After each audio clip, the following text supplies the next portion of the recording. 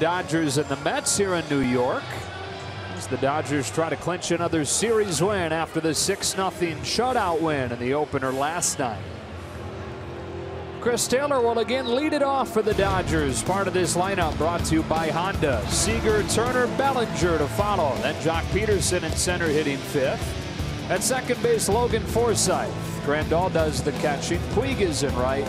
And Rich Hill out of the 9 spot. Against a 27-year-old Seth Lugo, who's out of Shreveport, Louisiana, and didn't pitch this year until the beginning of June. He had a partially torn UCL, which normally means Tommy John, but he rehabbed it, had some plasma injections into it, and it's held up for him over these couple of months since he's come back. Sure is, and he is a StatCast master. The spin rate on the curveball is way up there. That curveball, slider, changeup combination. The fastball he'll also cut. But the key for him here at home has been the off-speed stuff. He's been a much more effective pitcher in this ballpark this year than on the road. Over the time that he's been in the big leagues the last couple years, the league didn't pick up on his curveball last year. They hit 235 off it, but this year they're hitting 300, so they're starting to recognize the pattern.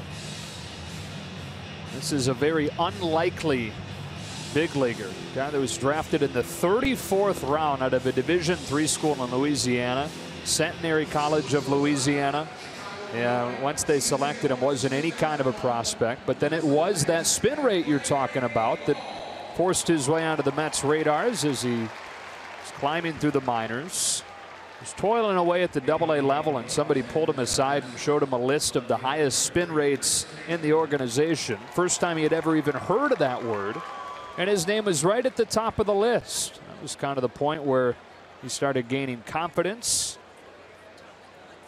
And made his debut last season.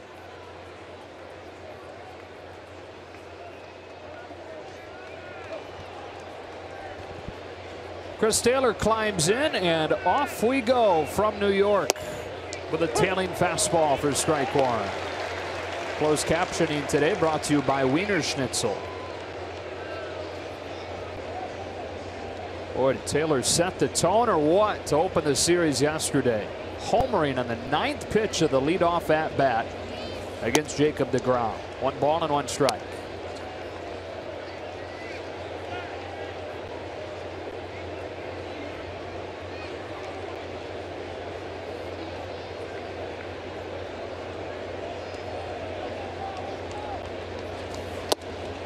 Two and 1.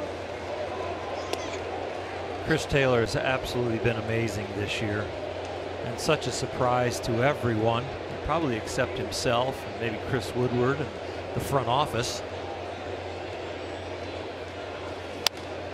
It's a high pop fly on the infield. It's Ahmed Rosario, the rookie shortstop, for the first out.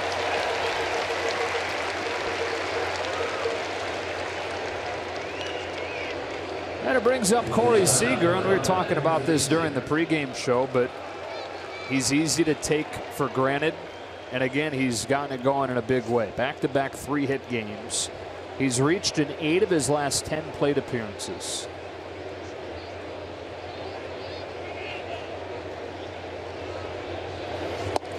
Ball 1. Corey is so consistent. The way he prepares for every game, the way he gets into the box, the mentality. Doesn't matter the handedness of the pitcher. A little more closed in the upper body against the righties, but lefties, he kind of opens that front shoulder to get a little better look at their release. It's about the only difference. Drags one foul, and it's 2 and 1. Hitting lefties this year at a higher clip than right-handers.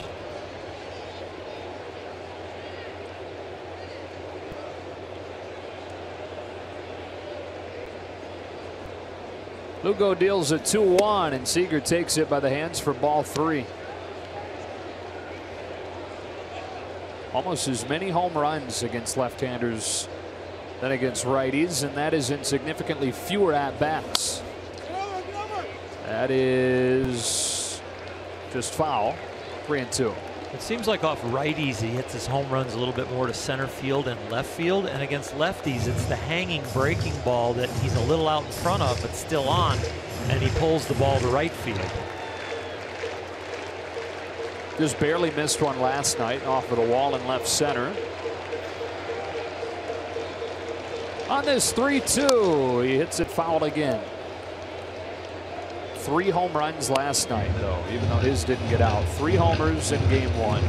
And now in the 5 games against New York this year, all Dodger wins, they've hit 18 home runs.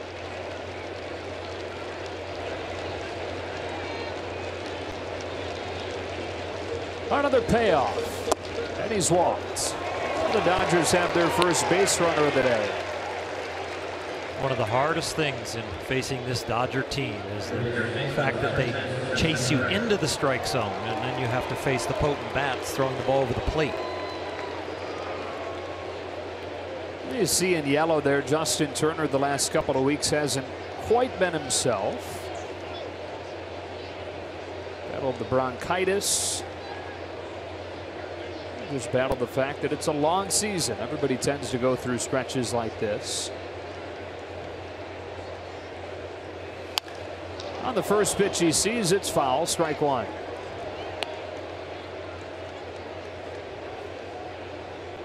Dodgers have won 11 of 12, 42-7. That's the best stretch over 49 games since 1912.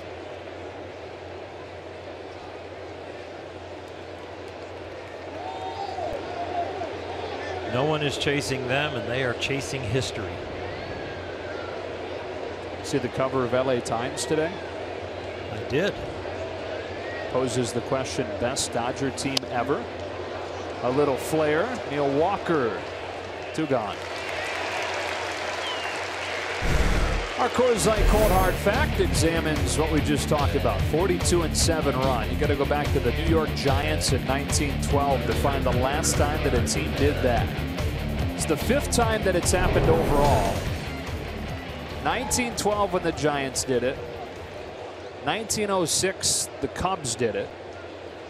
1885 the Cubs organization did it. They were the Chicago White Stockings at that point. And in 1884 the St. Louis Maroons, which was an organization that was around for 3 years. They had a 94-19 season. 1 on with 2 out, and Cody Bellinger fouls the first one back. It was in the Union Association, which was around for 1 year. And so I'm thinking, well, why are they included in this group of the best major league runs? Yes. Well, the Union Association was part of the major leagues for 1 year. 1884. Let's just start at the 1900s. I know. All these qualifiers. Nothing in 2. Well, in that case, 1 of 3 teams to have a 42-7 run. Well, it takes a Dodger team like this to bring those teams back to memory, and I'm not sure they were in anybody's memory that's still alive. I had to Google them. Okay.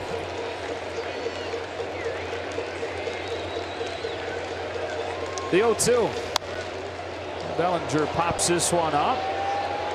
Rivero has a play on it, and the inning is over. Dodgers get a 1-out base runner, but nothing to show for it. Rich Hill takes it in a scoreless game after this.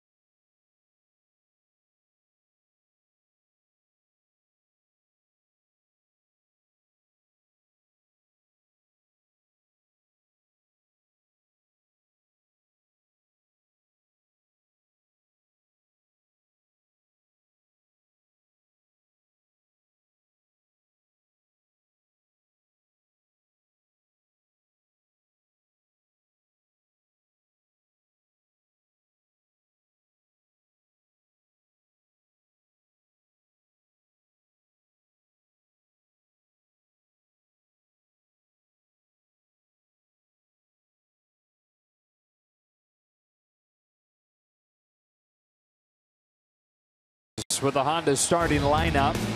Michael Conforto, the All-Star, leads it off. Then it's Cabrera. Yoenis Cespedes hits third. Wilmer Flores makes his first start of the weekend with Curtis Granderson hitting fifth. Neil Walker at second. Ahmed Rosario in his fifth game in the majors, and Rene Rivera doing the catching for Seth Lugo. Rich Hill over his last 7 games has a 1.88 ERA. Part of that stretch helped him earn National League Pitcher of the Month in July. I kidded him yesterday that I'm going to get him a hat embroidered Podum, Pitcher of the Month. Nice. He said, no, don't do that. That his fastball really has improved. And I think it's improved specifically in relationship to the curveball. The batting average against the fastball in July dropped 130 points compared to the other pitches in the other months. And so he really is locating it well. Top of the zone for strike one on Conforto. We talked about Lugo being a spin rate darling. Hill is one as well. But it's not just Hill's curveball, though that ranks highly. His fastball is also one of the highest spin rates. That ball is punished. Right center field, and Conforto starts the day with a home run.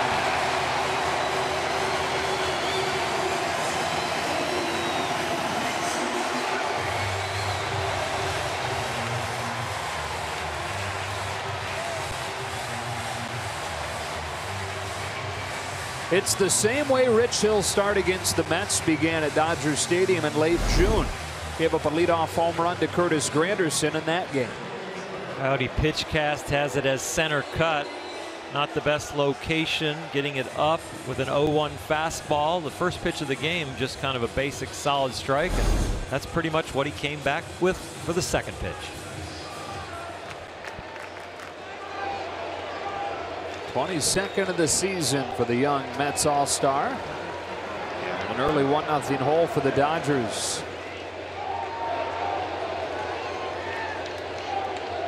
Asdrubal Cabrera.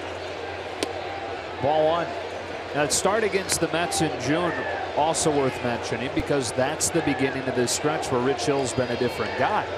Gave up that leadoff homer, but settled in. Has been dominant since. Bellinger near the dugout, runs out of room.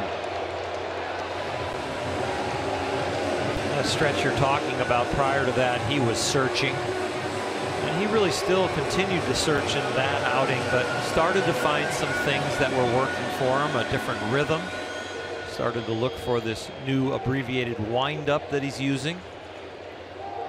Received some information from the front office about how effective he was with runners in scoring position and from the stretch. Routine to center. Jock Peterson. Wow.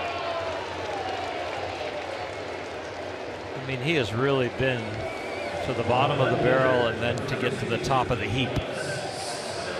Beginning of the year with the blisters, then the mechanical issues and the struggles through both of those, and then learning that maybe the abbreviated windup might work, and then continuing to go out there and just try and build his execution, which then built his confidence. Started from the bottom, now he's here, as the great philosopher Drake said. Okay. I thought you were going to go somewhere into the New York song. No. Drake. Yeah. Cespedes. Strike one. Well, Cespedes, fairly small sample size, but has struck out at all 3 times that he's faced Rich Hill. On this 0-1, he takes ball one. Mets have dropped 7 of 9. That's after a run where they won 6 of 7. It's been that kind of year for Terry Collins and the Mets. Up and down and up and down. And I think that's probably more maddening than just being bad. 1-2. It seems at times then it could be a concentration issue. Is it an intensity issue as far as effort?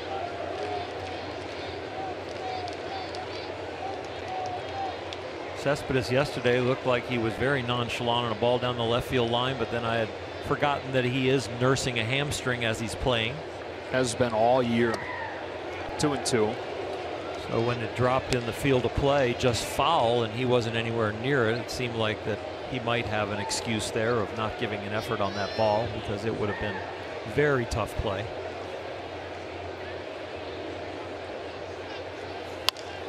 Drags a bouncer to third. There's Justin Turner. 2 gone. Justin Turner's glove has not gone into a slump, that is for sure, and his intensity and preparation.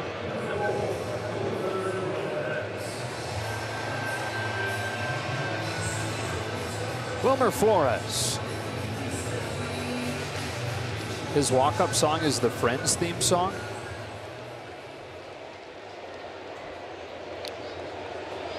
I go both flaps down and you got one flap up, so you get to hear those walk-up songs. Headset flaps he's talking. Exactly. Thank Strike you. one.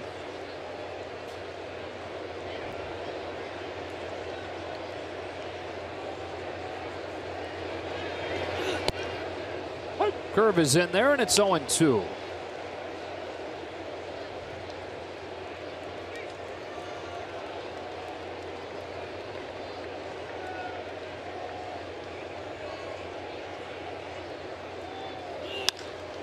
Driven to deep center. Peterson to the warning track. Leaps. Gone.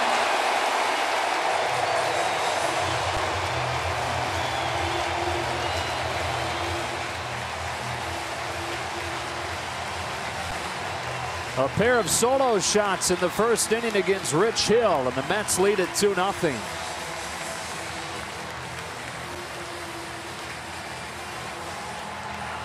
Rich gets away with a lot of high fastballs. Actually likes to pitch up in the strike zone. And this is another one that looks like he wants to go down, but ends up right down the middle in the inner half. Fastball location was so good in July, but here in this start so far, he's missed twice. And that one slips out of his hand. Ball one on Granderson, who we mentioned took him deep in the start in June at Dodger Stadium to start that game. That ball's hit well. Right center field. Puig is back. It is gone. The Mets teeing off on Hill. It's 3-0.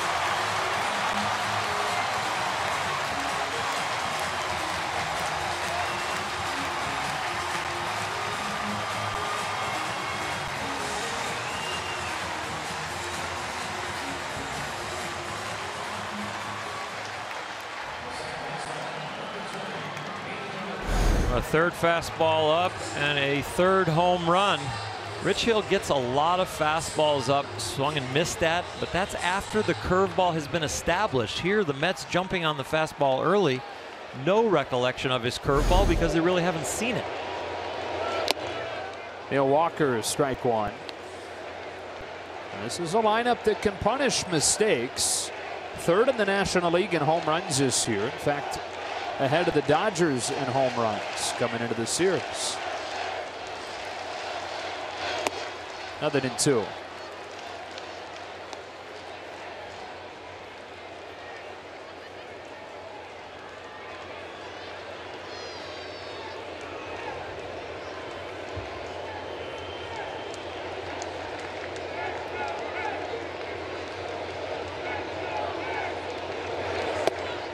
One and two. The first solo shot was nothing for a starting pitcher, but the second goes, okay, let's go, lock in. And the third, that kind of sets you on your heels.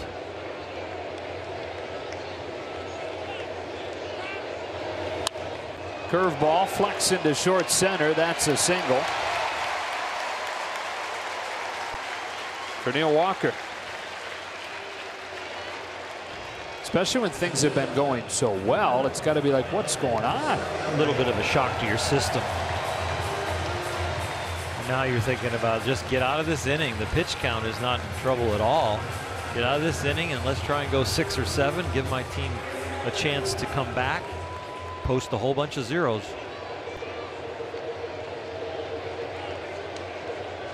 The rookie Rosario takes a ball. Has a hit in all 4 games he's played in the majors. 2 of them triples. Considered one of the top 10 prospects in baseball. promoted earlier this week. 1-1.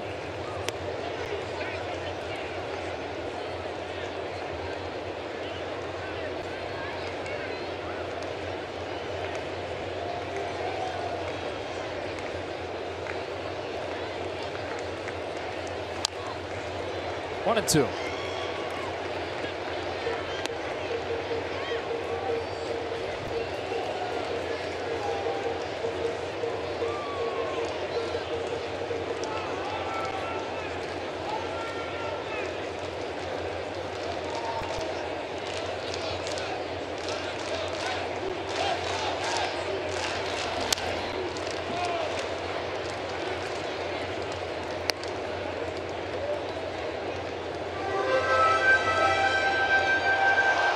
Like Dodger Stadium plays during the day. The ball is carrying much better here today than it did last night. Wind is blowing out a little bit through those two openings around the big scoreboard in center field.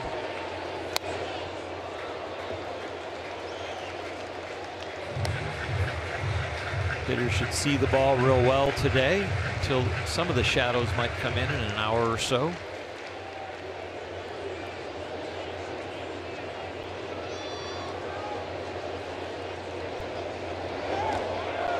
Close play there, but Walker's in.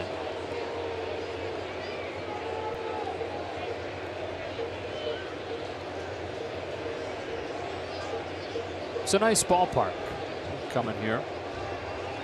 I can tell you it's much better than Shea. Shea had the slowest elevator in the big leagues and some of the worst smells at times. Zara really battling Hill. 1 ball and 2 strikes still.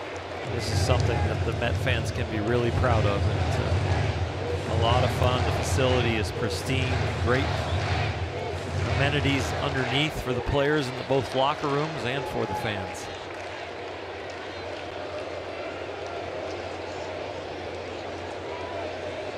Walker at first with 2 gone, and Hill to the plate with another 1-2. Got him swinging with a fastball. And put an end to a nightmarish first inning for him. That's it. 3 home runs, and it will be an uphill climb today.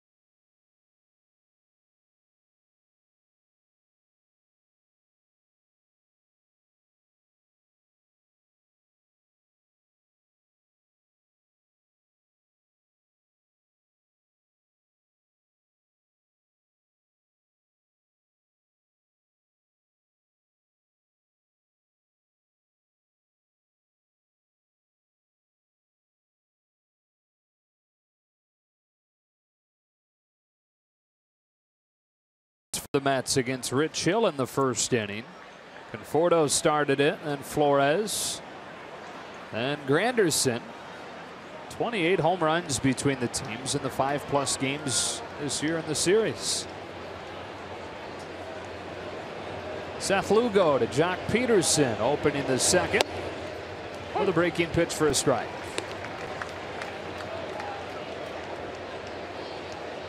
It's a 3-run deficit, but the Dodgers in the 5 games against New York this year have averaged 7 runs. 0-2.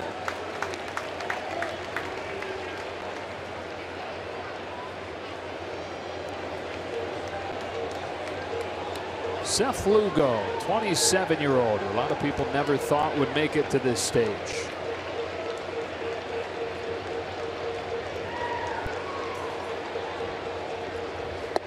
One and two. Told you that he played at Centenary College of Louisiana. Their mascot, the Gentleman.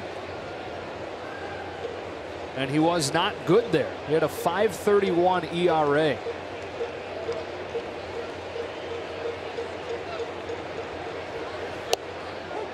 Starts the second with a strikeout of Peterson, his first.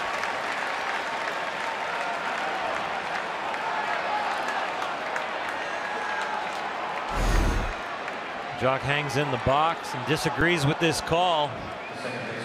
Boy, it is right on the edge, but it is a strike.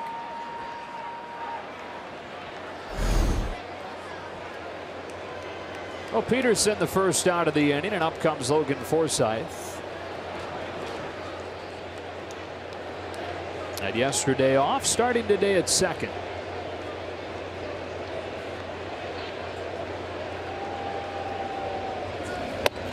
Lugo said that he entered draft day just hopeful somebody might take a chance on it. And if not, he planned to finish his degree, which was in geology, and become a landman. 1-1. I had to look that up. I had no idea. Landman. Apparently it's somebody that works for oil companies. More of a prospector.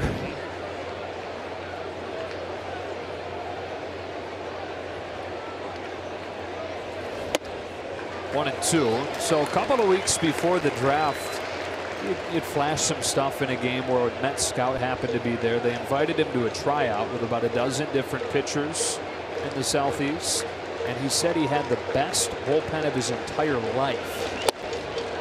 Outside 2-2. So he thought if there was going to be a chance to get drafted, it would be for the Mets. And the scout that was there even admitted, yeah, that did it. That one bullpen session, by far the best we'd seen it. And boy, are they glad they took him. Full count. What he shows now, the movement on the fastball looks really good. The breaking ball, when it's down, has really good finish.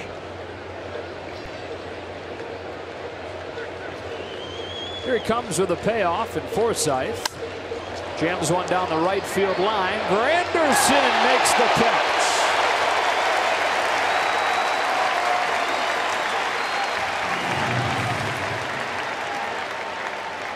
Curtis Granderson makes it into the Carl's cam right here. Awkwardly tracks this ball, trying to get a read on it. And finally, one last good step as the spin takes it away from him, but the outreach glove captures it. Bases empty, 2 gone, and Grandal on the first pitch sends it skyward on the infield. Who wants it?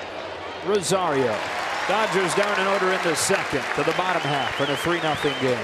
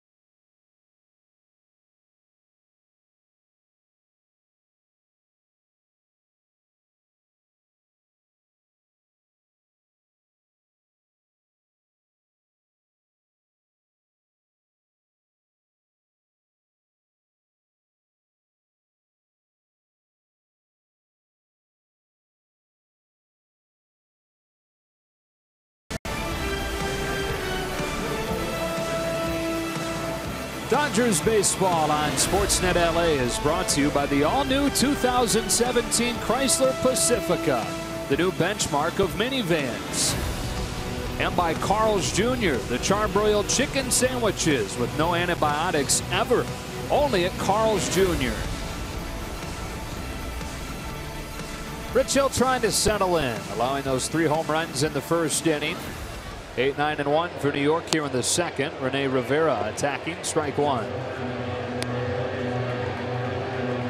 Mets theory looks like they don't want Rich Hill to get to his curveball. First straight one they see, they are trying to hit.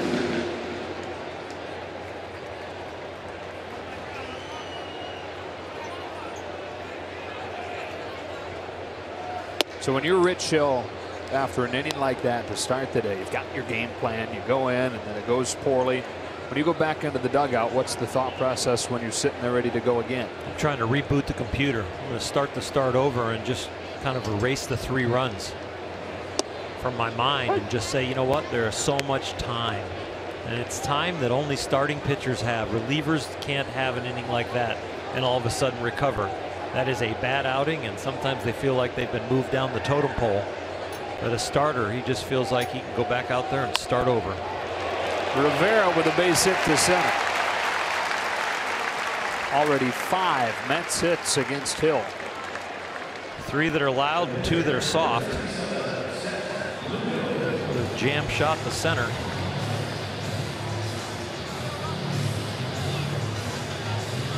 Brings up Lugo in a sacrifice situation. At his first career home run a few weeks ago, though. Gave him the silent treatment.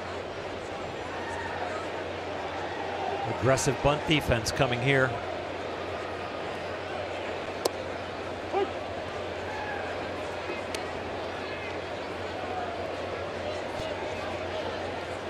And now a little conversation. If they're going to charge like that, you got permission to pull the bat back and swat at it.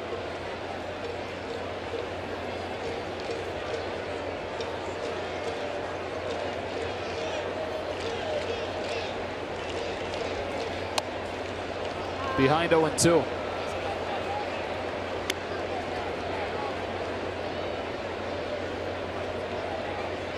So much has changed in baseball since I left the game as a player. And one of the main things is right here in this situation that throwing breaking balls to people that are trying to bunt is okay. Used to be just throw the high fastball. Lays this one down, but firmly, and Bellinger throws to second off of Seager's glove, but he puts the tag down. And immediately Rivera points into the dugout and says, take a look.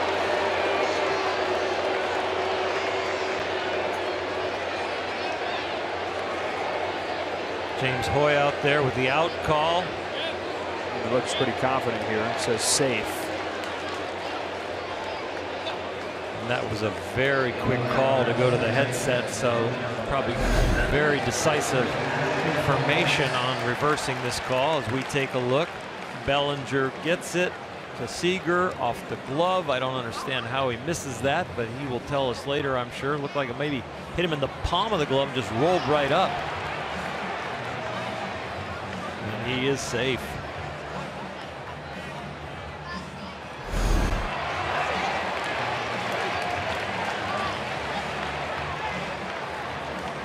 Hoy's observation, the glove disappears, but it's not tagging Rivera. I think they're going to see that on the replay.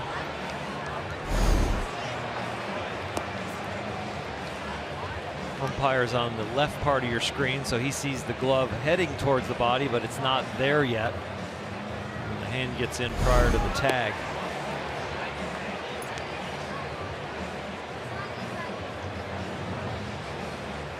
It was odd. It was as if Seager didn't see it well out of Bellinger's hand. Yeah, it could have been. You're right. Maybe it got mixed into a jersey in the seats.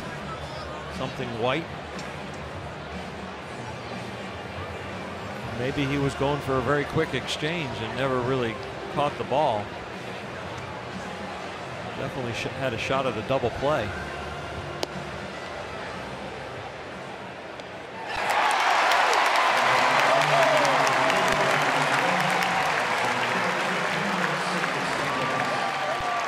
So the Mets with a chance at a big inning now. I think Lugo will get a fielder's choice and Seager will get an error.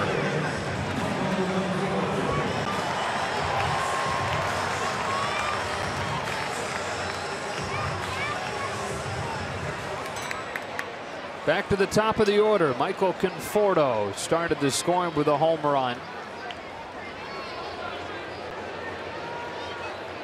Extending his hitting streak to a career best 9 games.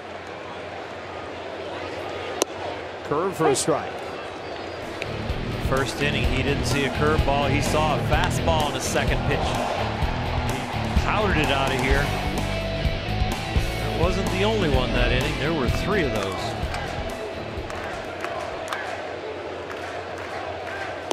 Another curve, 0-2. You might not see one again. That's true. At least not in that section of the plate. Well, this is where he's been able to crack down usually.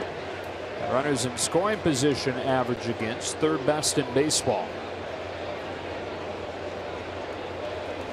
Through 3 consecutive curves, Conforto is waiting on this one, and it's foul.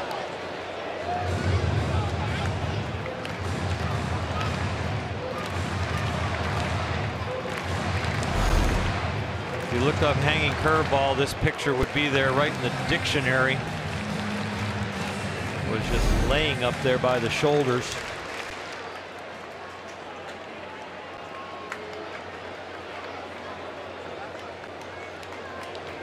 Two on, nobody out. 0-2 again. Dropped down and missed outside. See that much less frequently than we did in his 2 months with the team last year. His success dropping down even had Clayton Kershaw experimenting with dropping down last year.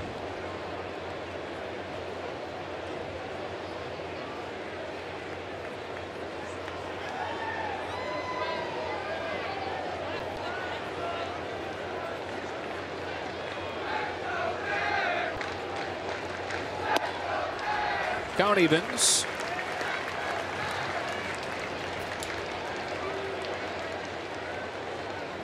If Conforto is convinced that Hill's trying to get him out with a breaking ball, throw him the breaking ball, but just put it in a hard place to hit. Another hanger. Got away with it. And it does give you confidence when you make 2 mistakes and the hitter's still up there and he still doesn't seem to be on it. So you understand in the back of your mind, if you can execute a good one, you should be able to get him out. Overloaded defense on the right side. The breaking ball, if he tops it, could turn into a double play. Dropped down and finished him off this time. You know, the best number 2 of the day right there. He really spun that ball to the outside part of the plate from the far reaches of the first base side all the way over to the third base side of the plate. For a while during Rich Hill's career, that's who he was. Exclusively a sidearm pitcher. Mostly out of the bullpen as he tried to come back from injuries and bounce from organization to organization. Had some time here in New York, but with the New York Yankees. And actually, kind of his resurgent year came in New York. 2014, his first big league games of the year came with the Angels. He pitched in 2 games for them, didn't record an out. So the Angels released him, and the Yankees signed him. It's inside on Cabrera. He was back home in Massachusetts right after he'd been released and was throwing a ball off a brick wall of a building, just trying to keep his arm fresh. 2 days later, he was in Yankee Stadium facing Big Papi with a game on the line. Oh, and inside 2-0. Yasmani Grandal with a nice block there. Another thing that they've adjusted is Yasmani is not moving behind the plate until Rich starts to deliver the ball. The shadow right now is really easy to see if you're a hitter in your peripheral vision. Yasmani staying still and then moving. Something I always looked at, not only in day games. Sometimes you can have a day game where the shadows actually cast across the plate from your catcher. And You also hope that the umpires don't move.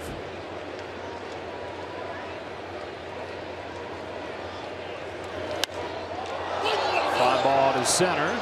Jock Peterson shading his eyes. He's got it, 2 out. Why does it matter if the umpires move? Some umpires, when they understand where the target's going, will actually go with the catcher, and it might be their shadow because they're taller than the catcher. It might be their shadow that the hitter picks up on. If your catcher's just kind of leaning, or maybe he starts on the inside corner when he gives the signs and he says, you know, I know I'm going fastball in, so I'll set myself up on the inside part, then the umpire goes with him. Some umpires move with the catcher, some umpires stay in the same exact place. 2 on, 2 out. Yoenis Cespedes, the hitter. He'll try to get out of trouble here in the second. A fastball, pop foul. You see Yasmani being still. Behind home plate, Jeff Kellogg just kind of scoots forward. And some umpires will kind of lean in next to the catcher's mask on one side or the other.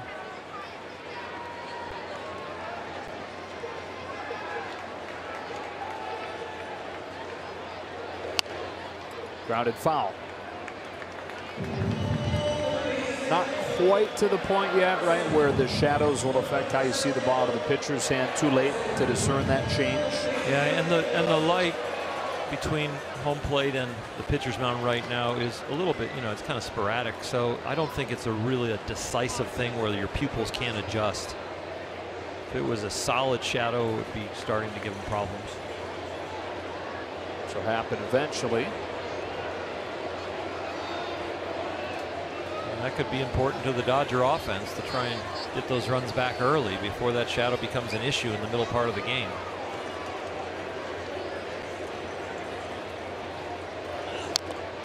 Cespedes barely stays alive. Right now you have the shadows from the lights, but it's when the grandstand shadows start to cross that you can have an effect.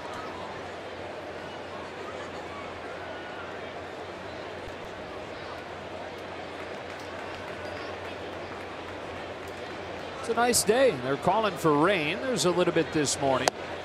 Hill strikes out Cespedes and the inning is over. First 2 reached, but no damage done. We're through at 2 in a 3-0 game.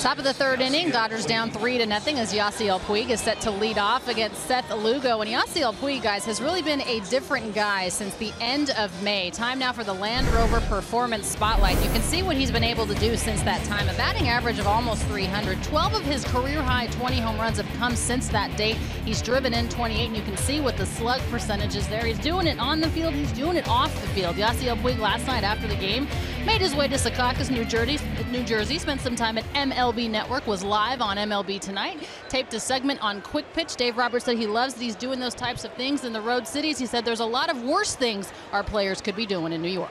Yeah, that is for sure. Some trouble to get into in a city like this, but Puig found his way to MLB Network studios. Did a great job, too. A new career high with the 20 home runs. Here he is leading off the third and a 1-1 count.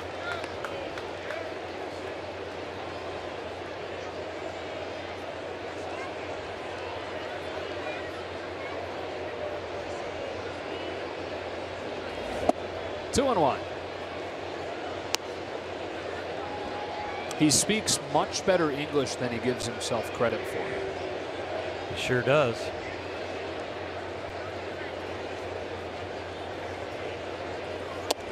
He's one of the warmest and friendliest people you'll ever be around.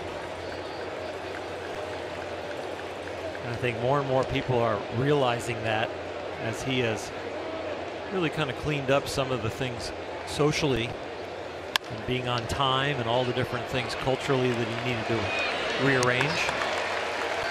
Grounds out to Rosario for the first out of the third. Very sensitive too. That's why you see that little sulk and pout right there in the midst of a big league field on camera. He's not going to hide his emotions very often.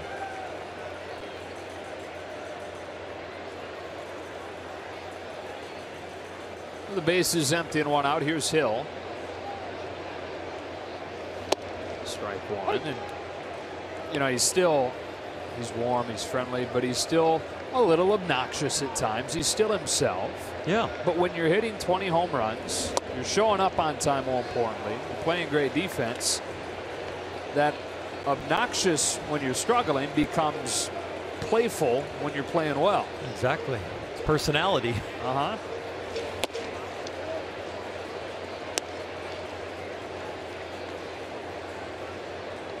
Obnoxious becomes exuberance. Right. That's a great way to put it.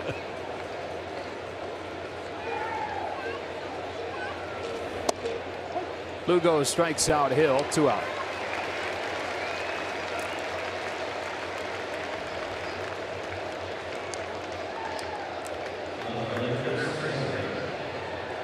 Let's see if the Dodgers have any more success the second time through the order.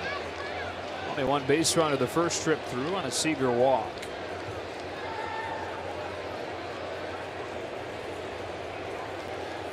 Taylor hitting .416 in the second half. The only National League player that has a higher slugging than Chris Taylor since the All-Star break is Nolan Arenado. You put an asterisk when he plays in Colorado with those stats. Right. First pitch off speed.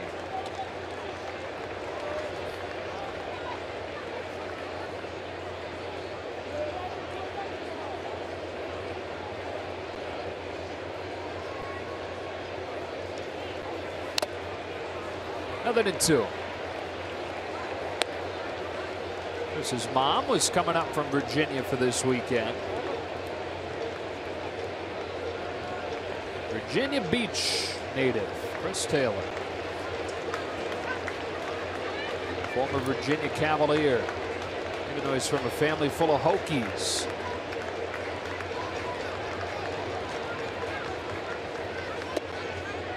Lugo misses badly. It's inside, ball 1.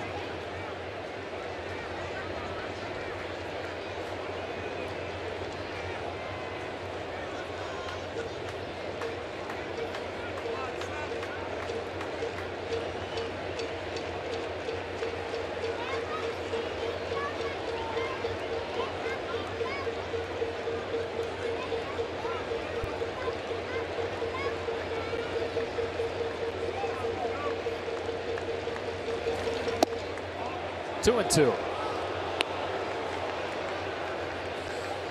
Very good miss for a 1-2 breaking ball.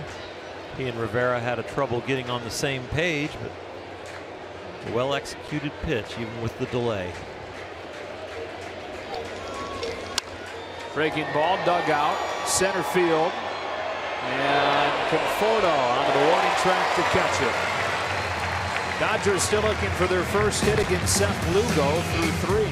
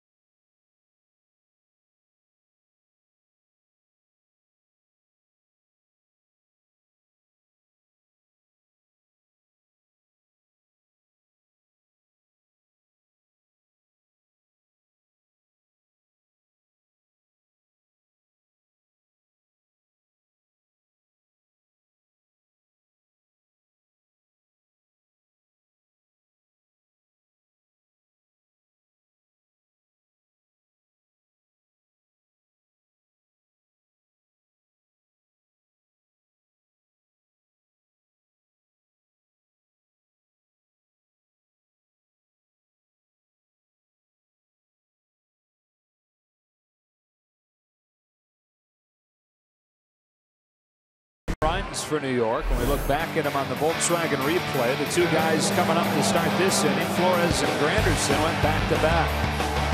Flores 12, Granderson's 15.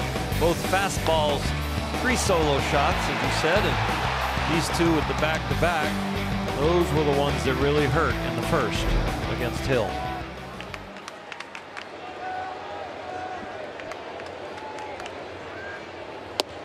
Flores takes a strike.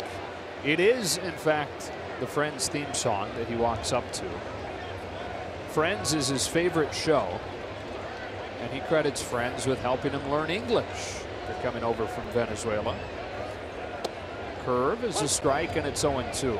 He's watched every episode. It's the only show he likes to watch. He said he can't stop watching it.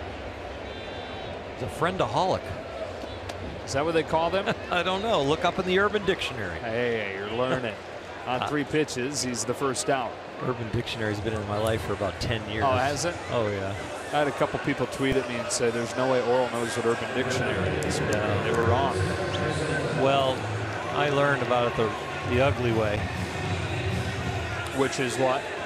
We'll get into it later. Oh. Just people trying to tell you hey, you got to look this up, see what it means.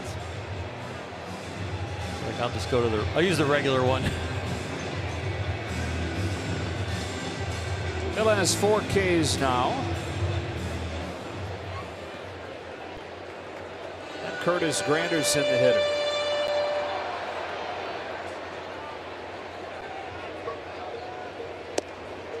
Ball 1. These guys were teammates on the Yankees in 2011. Breaking ball, strike, and it's 1-1. I beg your pardon. Hill was with the Yankees 3 years after that, so they missed each other by 1 year. Granderson's last year with the Yankees was 13. Sharp curve, 1-2. 36 years old now, 14th year in the majors, first with the Tigers, then the Yankees. And now in his 4th year with the Mets, final year of his contract. 2 balls, 2 strikes.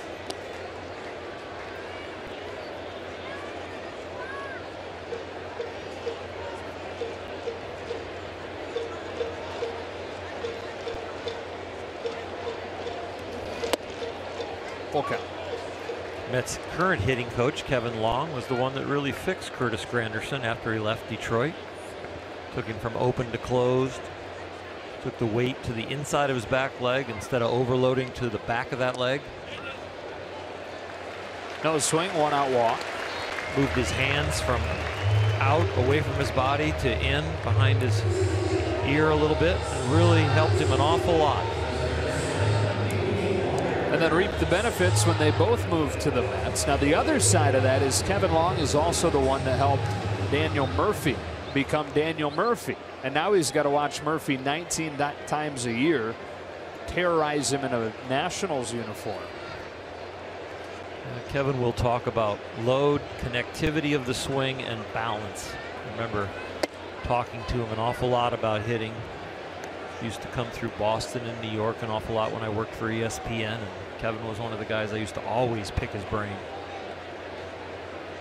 And every hitter he works with is different, but I just asked him what are the main subjects that you're looking for, and he told me load, connectivity, and balance. That's where he starts. Walker pops it foul, 0-2.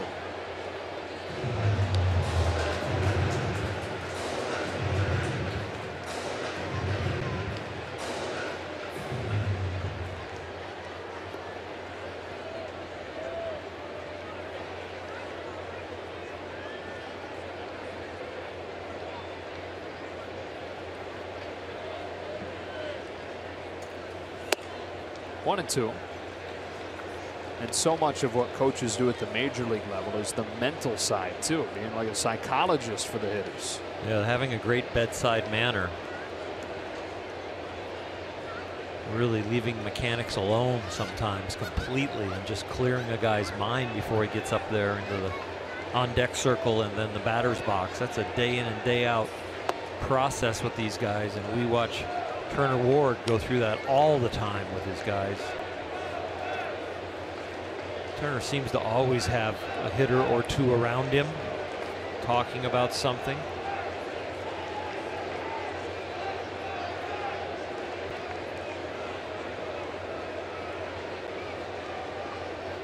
Can you imagine being in a profession? It'd be almost like sales, a cold call salesman, where 30% of the time, if you're right, you're doing really, really well. I mean, that's a lot of disappointment to deal with.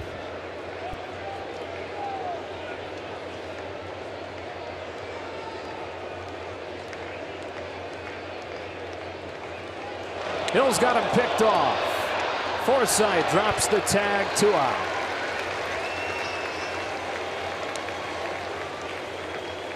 Looked like a predetermined play.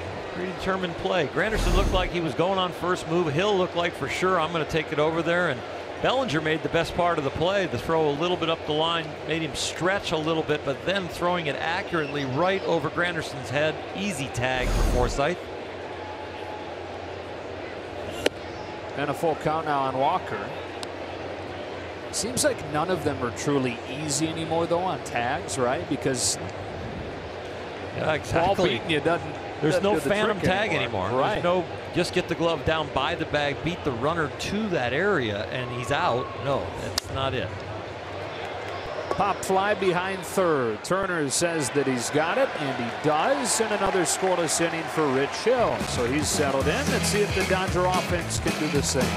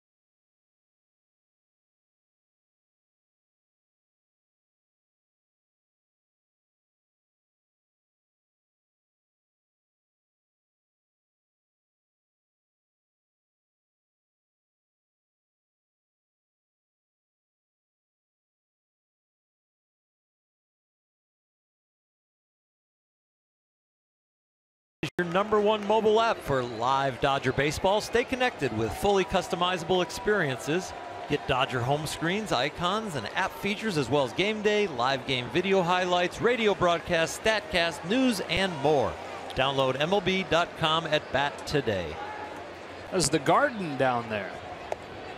Ball one on Corey Seager, world's most famous arena. You ever go to a game in there? Oh, yeah.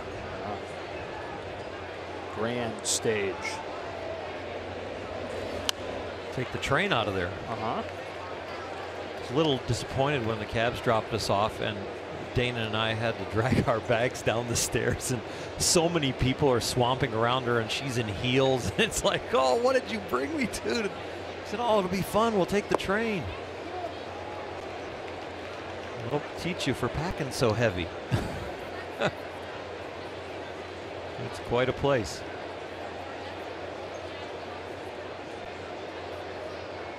Seth Lugo to Seager with a 2-1. Count evens up.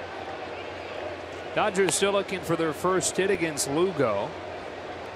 Peterson, or Seager, the only base runner. He walked his first time and has now reached in 9 of his last 11 trips up.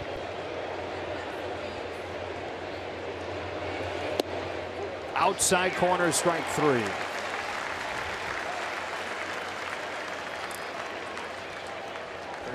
Now seeing Lugo for 3 1/3. He starts to remind me of Rick Aguilera back in the mid-'80s. Pitched for the Mets, that Met uniform. I started to look at that, and then the mechanics and the velocity with the movement and the two-seamer and the curveball. Aguilera was a very successful Met for a while.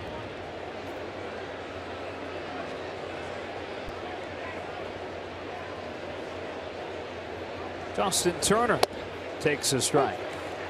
Well, not only was it beating the odds to get drafted for Lugo, even going to the Centenary College of Louisiana, that was kind of beating the odds. Wasn't heavily recruited. In fact, the first time the head coach there watched him when he was a high school senior, said that he was throwing barely 80 with, in his words, the worst mechanics he had ever seen. So the coach gets up and leaves midway through the game, unimpressed. Lugo's father follows him into the parking lot and begs him to take another look. And he said, okay, we will. Still wasn't that impressed, but decided to give him a chance. 2 balls, 2 strikes on Turner.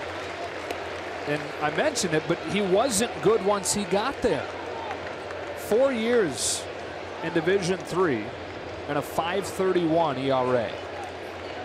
Drafted in 2011 as a nobody. His debut last year. Turner cracks it softly to short. That's Rosario. That's out number 2. And not only did he debut last year, but he was a big part of the Mets' push into the wild card game. Had a sub-3 ERA, split between the pen and the rotation. And his momentum slowed some by that partially torn elbow during the World Baseball Classic this year, pitching for Puerto Rico.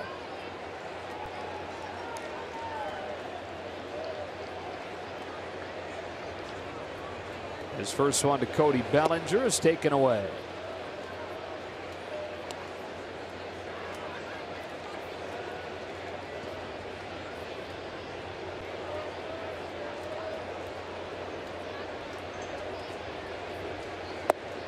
Ball 2.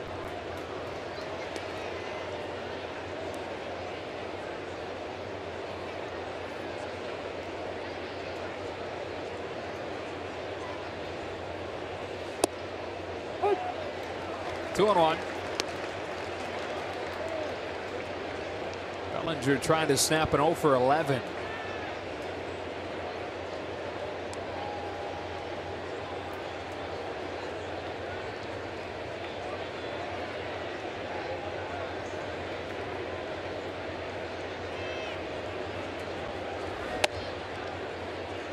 Able to lay off and into a hitter's count at 3-1.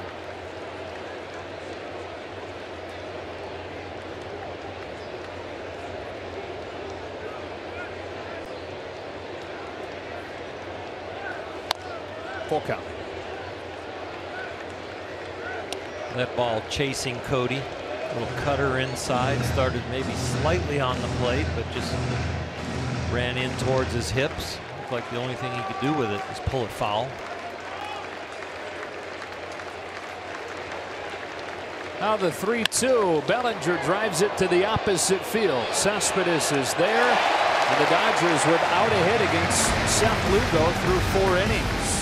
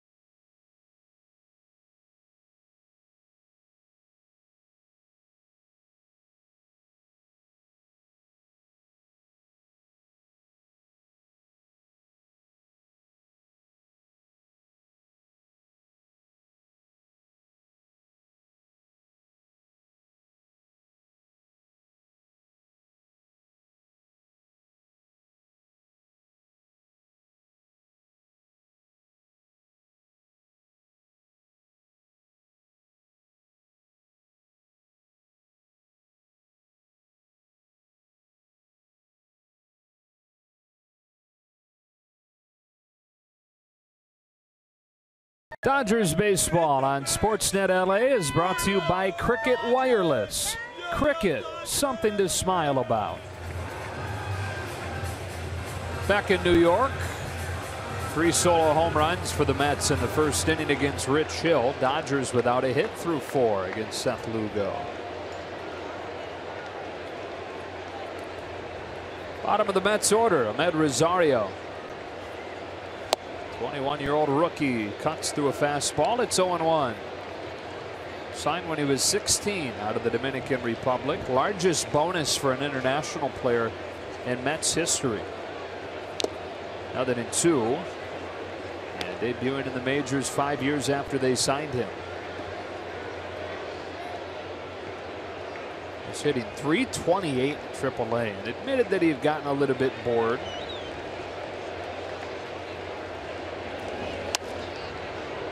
Fouls off a curve.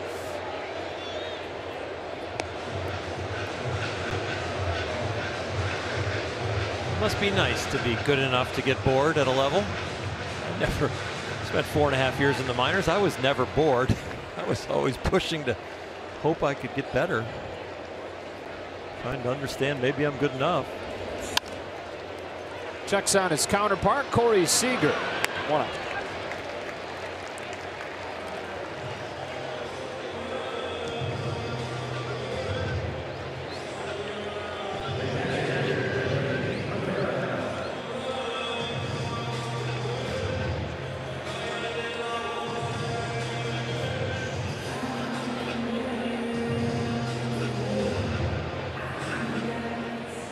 Rivera's single in the second, the last hit against Hill. After he gave up 4 hits in the first inning, 3 of them leaving the yard. Conforto, Flores, and Granderson.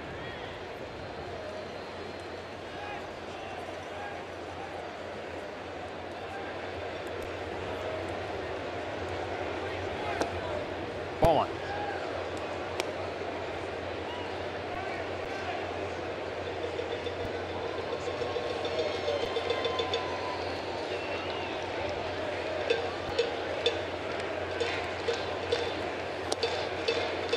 Strike one.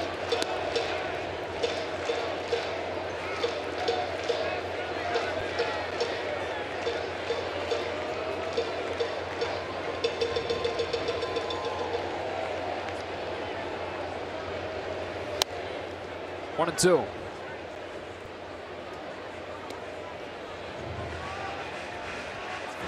Rich Hill can stay locked in. The most important number in this game is going to be 57. That's the number of pitches that Seth Lugo has at this point. He's gone a high of 105 this year, but if he continues to shut the Dodgers down, you want to build that pitch count, get a few runs, and get into that very porous Mets bullpen. Rich doing his job right now after getting off to the rough start. Dodger offense looking to wake up.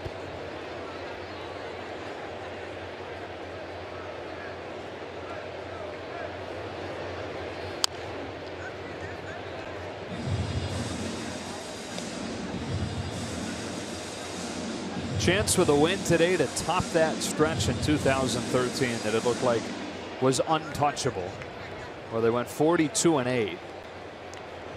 It would be 43-7 over this 50-game stretch if they could come from behind.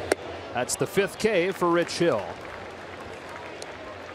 Join us August 11th when the Dodgers play host to the Padres beginning at 7:10. Stay after the game to enjoy Friday night fireworks presented by Denny's. The Pyro Mix will be celebrating Hot August nights with a Neil Diamond music mix. For tickets, go to Dodgers.com/promotions. Is that your guy, Neil Diamond? Where it began. All right. I can't begin to know it. Go on. And I'm not gonna go on. You got a pretty good singing voice. Easy. Let's watch the game. Do you though, or have you? I've karaoke'd a few places. No big deal. No big deal. On the internet. Oh yeah, that's right. That was more. That was rapping. You were dropping verses. One shot you got. Take a chance to blow. It's opportunity. Whoa, it's once in a lifetime. Oh Do it my up. God! You just undermined all the work you did. I did. Hill with another strikeout is second of the inning and his 6th total tonight. Thank God we go to commercial.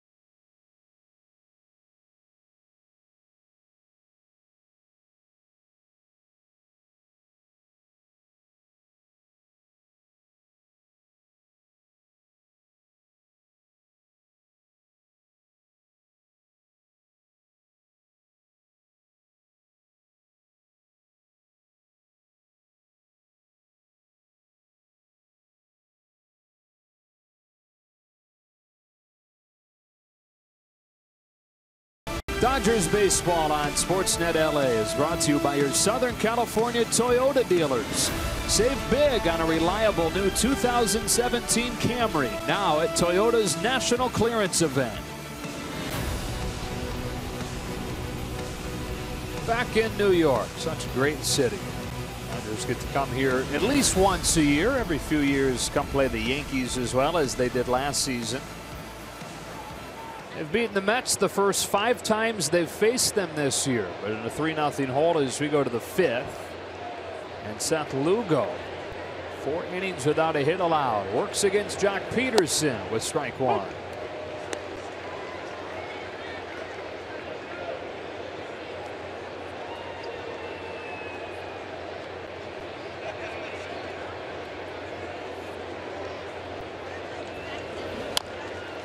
Dribbled in front of the plate. Rivera's got it.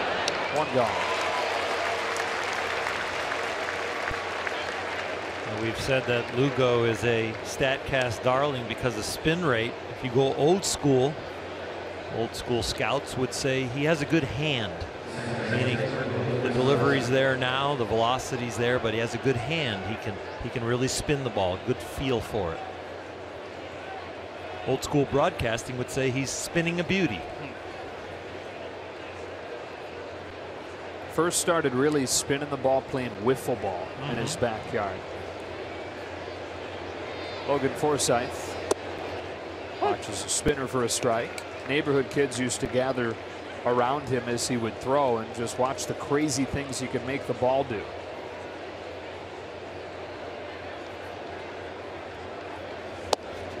Follows the curve with a fastball, and it's 0-2. Probably do it with both. The wiffle ball that has the holes on the one side where you position the holes and that'll make the ball break. You can spin that a little bit more, but then the full wiffle ball that actually was just the plastic sphere. When you can spin those, they can do some crazy things. And I like the real skinny yellow bats when you play wiffle ball, not the big blue honker. Orange. No, that's Big the orange offensive one. game with the big one. The pitcher's game is the skinny one, like stickball.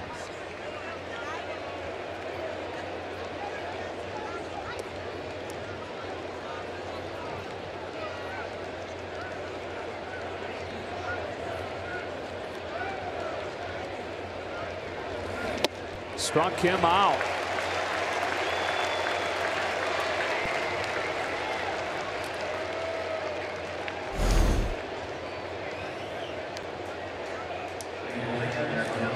It's a mistake. Wanted to go low and away, but you see the spin and how it just makes that ball just move. Hard to track. Grandal 1 for 12 on this trip. Take strike 1. Strikeouts in 7 of those 12 at-bats.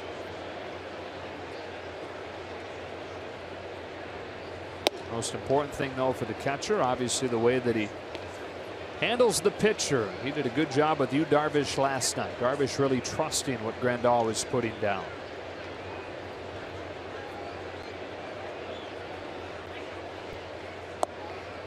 Change up, 2-1. Now that trust and rhythm between a pitcher and a catcher is huge, and especially changing teams. And Yasmani did a great job, and really Yu with the way he completely trusted him. There was really no shaking at all.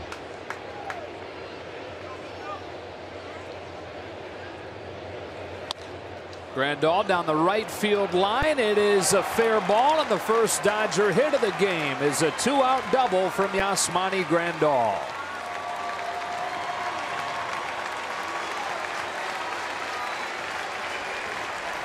And Lugo's taken the no-hitter deep enough where he gets applause when he gives up his first.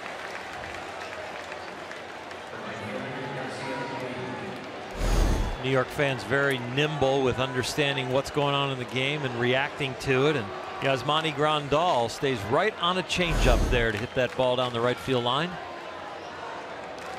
They'll put Puig on and bring Rich Hill up.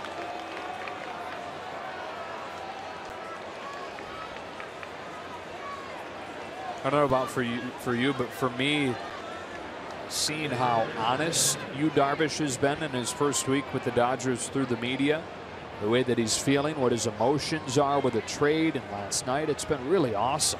It has. Another humble star joining this team. It's not going to upset the culture at all. There's really nobody on this Dodger team chasing history that seeks the spotlight. Sorry.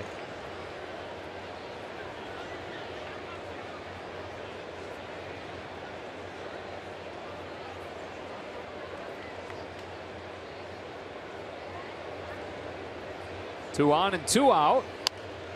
Strike two. Darvish said last night that he admitted that he was nervous because there's so many good pitchers on this staff. He didn't want to be one to pitch poorly and bring the staff down. Not many major leaguers will admit to feeling that. Hill strikes out and the inning is over. Dodgers get their first hit against Lugo. Now they look for their first run as this thing rolls on at the halfway point.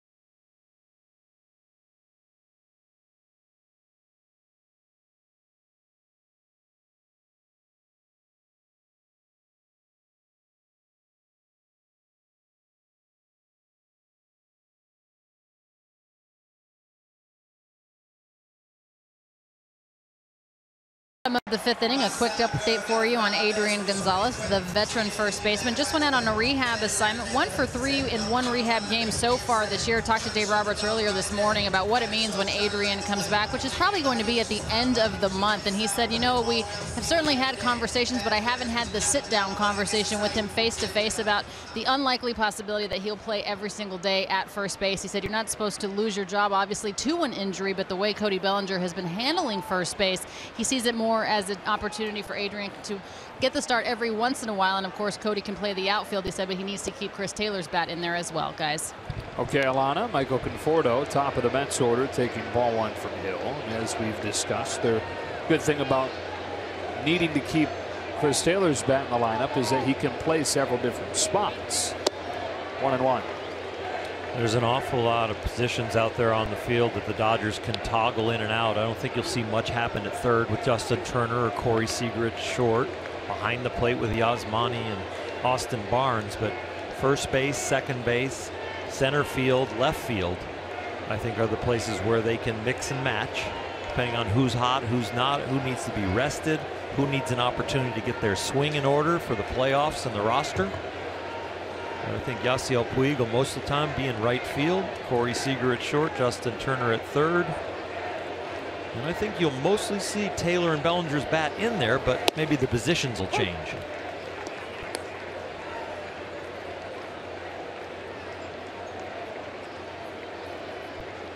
It's one of the nice things about a 14-game lead. You can afford to toggle, maybe take a little risk, not knowing for sure if it's your best lineup. Find out.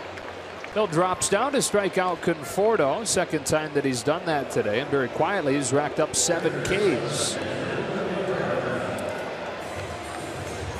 Well, really, the 3 solo shots are all fastballs early, trying to establish that he would use the fastball, and And in doing that, the Mets kind of anticipated it and attacked it. And that put him behind the 8 ball. But since he has started to really predominantly use his base pitch, which is his breaking ball, he has shut them down.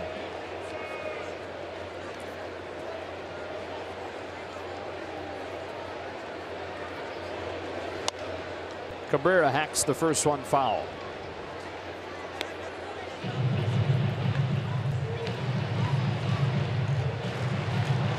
Really the first dose of poor visibility for the hitters right now. As much as this shadow is going to take over, this is a hard one. Pitcher in the light, you're in the darkness. Your pupils have to adjust from the release point of something bright to then losing the light.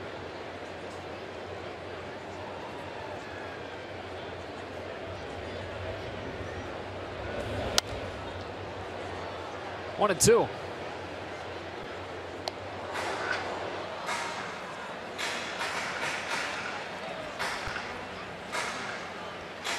The light sure makes for a pretty view, but it doesn't make for fun hitting. Did you recognize it as a pitcher that you'd reached the point of the night where you maybe had a bit of an advantage? Sometimes pitch quicker because you know it's moving and you want to use it. Want to put your hand out, stop the shadow, right? When it hits the perfect spot. Exactly. Especially when you're ahead and you're on the Mets side right now, 3-0. You almost like rain is coming. It's like the shadow is leaving. You can tell how tough that is to see. Cabrera grounds it softly to Forsythe. 2 out. Well, think about your eye as a camera and how the camera right there has a tough time adjusting.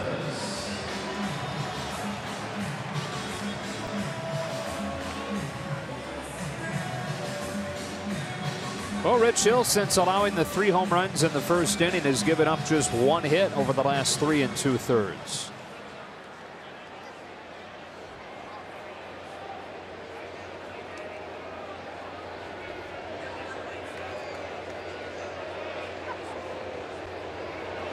Cespedes 0 for 5 against Hill with 4 Ks.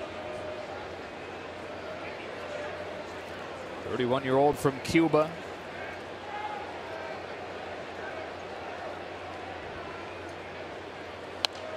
Defected during the summer of 2011. And his journey was a 23-hour trip on a speedboat that landed him in the Dominican Republic. The reason that he went to the Dominican was to be a free agent. You don't want to go straight to the United States where you become subject to the draft. Can't sign for as much money. Off of Hill. Randolph finds it but has no play. And Hill less than gracefully goes down. So a 2-out base runner for the Mets. This ball is well struck in 2 ways. Once from the bat, and then Rich Hill off his left leg, and Rich then rolls over because he doesn't want to get hit by the possible throw. Hard to see for the hitter, but once he hits it, boy, hard to see for Rich Hill to get a glove on that. Looked like it hit him right in the shin.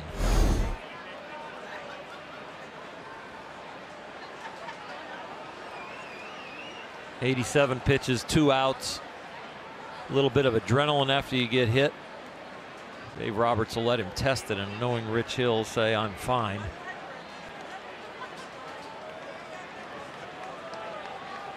Yep. This will probably be his last inning, I would think, at 87. No sense taking him over 100, and no sense letting that thing swell up and then affect his mechanics and then possibly hurting or irritating something in his arm.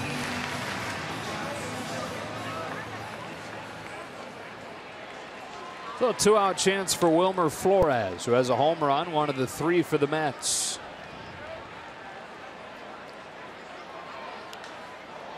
Cranks the first one foul. Back in April, he thought that he had a mosquito bite on his knee, but it kept getting bigger. And he looked down one morning, woke up, and it was swollen up huge. And decided he better go get it checked out. It was a staph infection. He spent 4 days in the hospital. Almost needed surgery, it was so bad.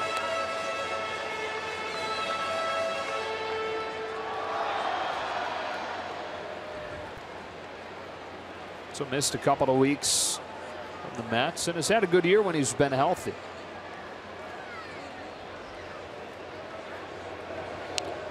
One and two. How long did you say he missed? 2 weeks. Wow. Well, he didn't have to go on like IV antibiotics or anything, I wonder. Because I'm sure there was some of that, but yeah, I had a staph infection. Did you? I was on IV antibiotics, and they come out like every week to check your white blood cell count to make sure they get it down. And once they get it down to the right area, then they make you stay on it another 3 or 4 days. Strikes out swinging, and the inning is over. 3-0 game as we move along to the 6th, and the offense tries to get it cranked up.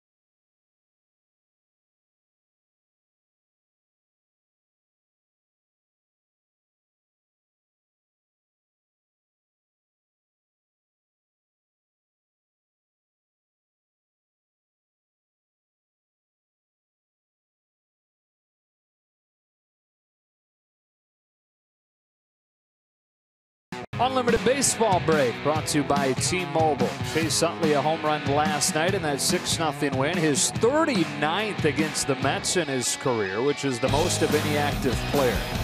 So it's not just the broken leg of Ruben Tejada a couple of years in the postseason. It's the fact that he has terrorized these Mets for much of his career. A lot of that in Philadelphia in the same division.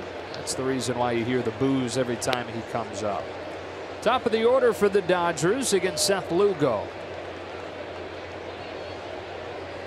Only one hit today. Grandal double. Ball and a strike.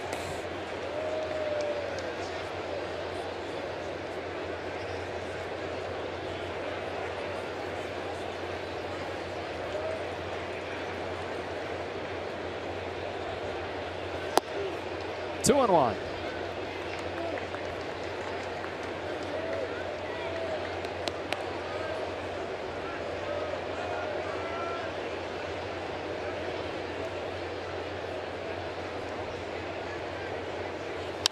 Taylor unloads on a ball to left center field. Forget about it.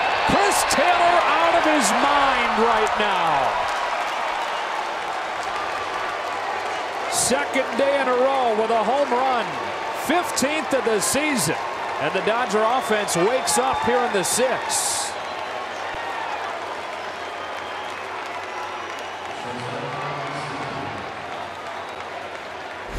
All the scoring in this game, solo shots. Chris Taylor had one yesterday in his first at bat. Here in his third at bat, picks on a little slider. Hits it approximately to the same place he hit one yesterday. Yesterday's was more of a line drive. This is more of an arching, beautiful fly ball. And now Seager. It's at foul, strike one. I said second day in a row. It's actually the third day in a row. He had the 3-run homer to dead center in Atlanta. What a season. Taylor with a jam shot. Short center. Conforto's got it. And Seager the first out of the inning.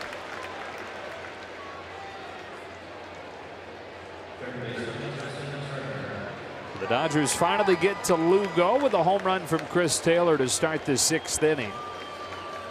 And with the bases empty and one out, here's Justin Turner. It's Brandon Morrow getting ready.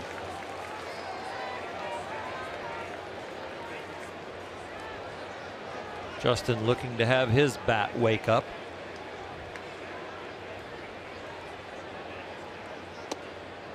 Takes ball one. One of the things you marvel about with Justin Turner is his rhythm and his poise in the batter's box. You can never tell when he's hot or when he's cold. Little floater that'll sink into left center for a base hit.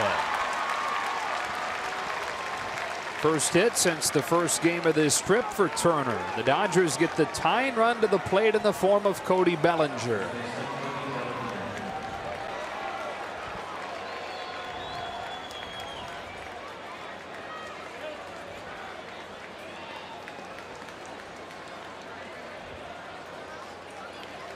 It might not feel like a pressure situation, but Lugo right now knows all that his good work for the day is in the balance because of the guy in the batter's box. He's trying to snap an 0 for 12. Ball one. Some people are cold and some people are just due.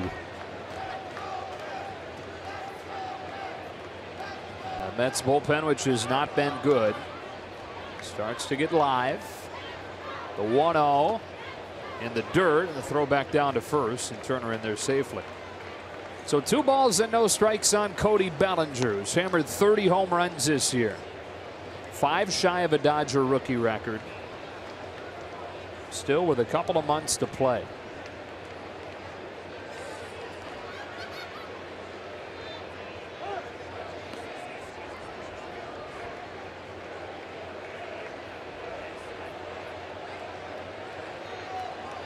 The 2-0. Bellinger hits a high fly ball to right. Granderson to the warning track. This game is tied.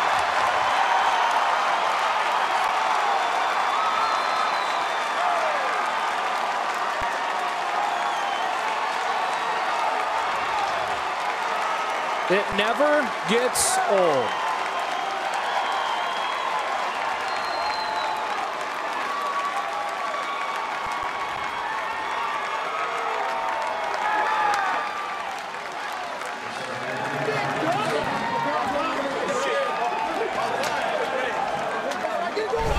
It's down there, and it's a Morongo slow-mo cam, and he digs it out. Collapses the backside, the uppercut that's so picturesque when you hit the ball solid. The launch angle is majestic. 31st of the year, and in the blink of an eye, the Dodgers have tied it. Peterson slaps it foul.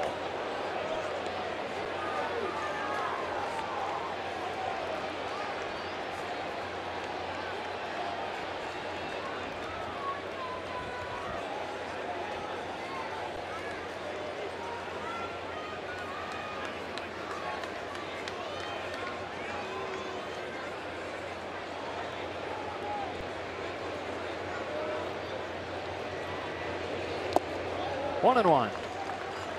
Well, you're right, though. It's amazing how quickly a day can swing. Lugo had a no-hitter with 1 out in the 5th inning. And 2 loud swings later from a couple of roommates, and his day is ruined.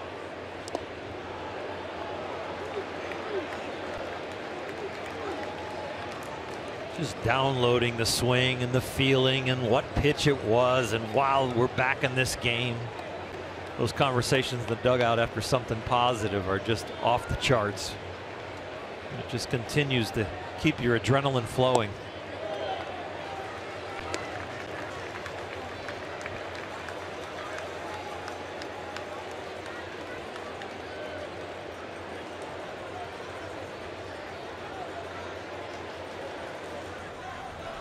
Paul Sewall, the Mets reliever. It's fun to see big leaguers marvel at themselves and others, you know, to pull for each other and get a kick out of each other's accomplishments. This team has that for sure. There is no jealousy. When something good happens, they are all cheering for each other. Peterson climbs the ladder and comes up empty. The count is full.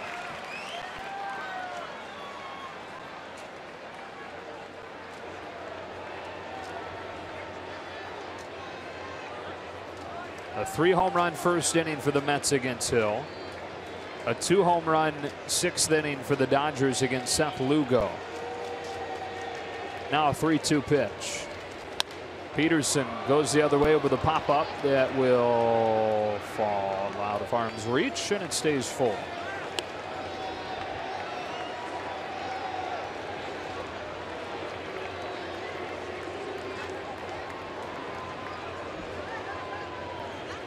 That kind of year for the Mets.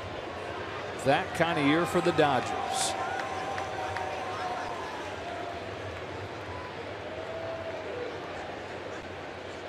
Lugo home with another 3-2. Peterson reaches out, yanks a liner to center, hangs up for Conforto. 2 out.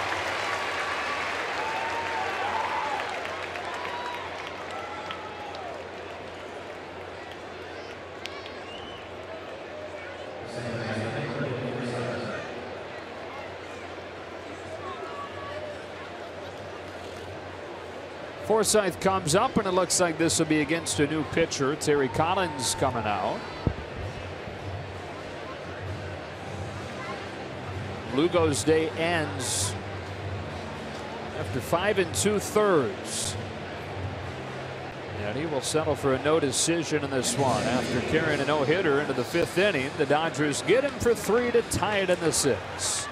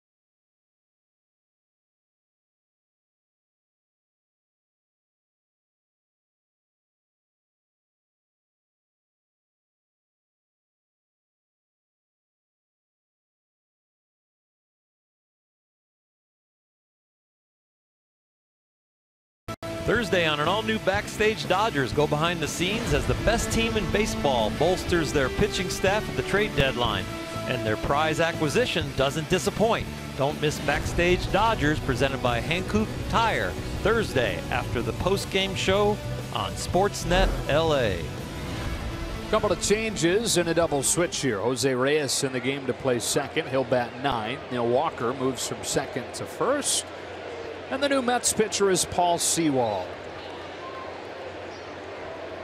Now, Paul Sewall has worked a couple times this week, once back-to-back. One of the guys that can go multiple innings for them out of the bullpen. They will stretch him.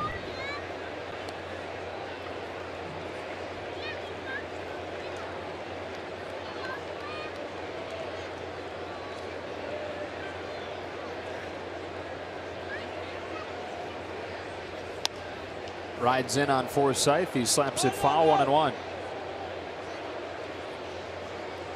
Lugo has to have the same feeling that Hill did in the first inning. Doesn't know what hit him. Happened so quickly.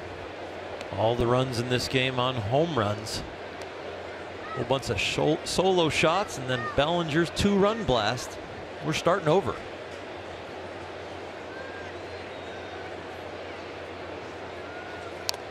One and two.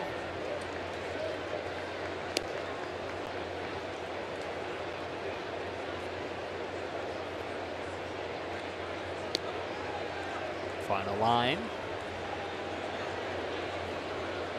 Handed it off to the bullpen, which has been one of the worst in baseball this year. They traded one of their best pieces in Addison Reed. Although they did acquire A.J. Ramos, really good back end guy from the Marlins. Interesting that the Marlins would do that in their division. Neither team in the race. Doesn't affect it right now.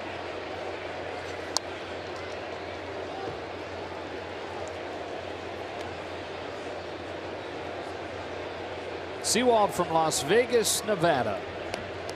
He played his college ball at San Diego, where he was teammates with Chris Bryant of the Cubs. Here he comes with another 2-2. Forsythe takes it outside. Full count. Big sweeping slider right there. Not one of those short, hard, tight ones. That one's just a big sweeper. Also throws a changeup.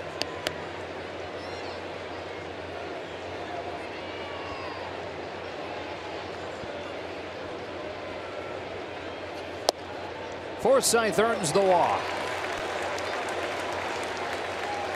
So a 2-out base runner for the Dodgers gives Yasmani Grandal an opportunity.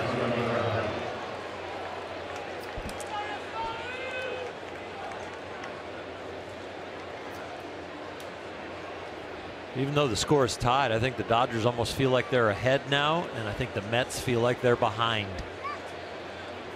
You're playing somebody that has won as many games as the Dodgers have, and you thought you had them down and you could almost step on their neck. All of a sudden they come back to life and you go, oh no, the monster is alive. All right, here we go again. Yep. They're like the video game boss you just can't beat.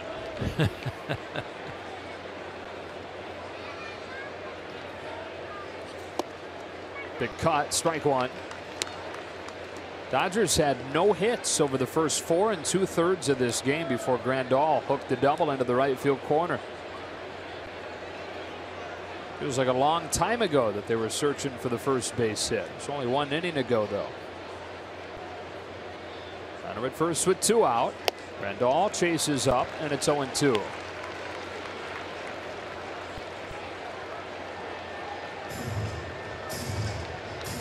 I'm going to miss you tomorrow.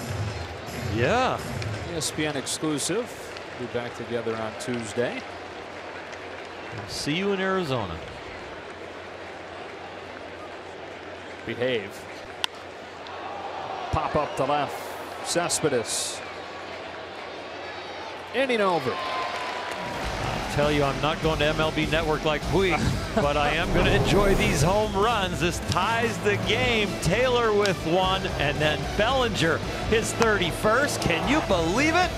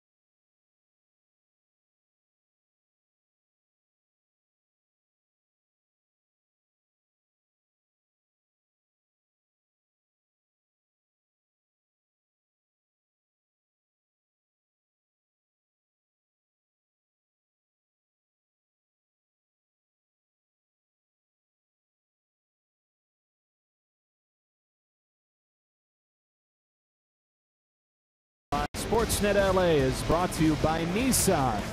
Choose Nissan today for great offers on our most exciting lineup ever.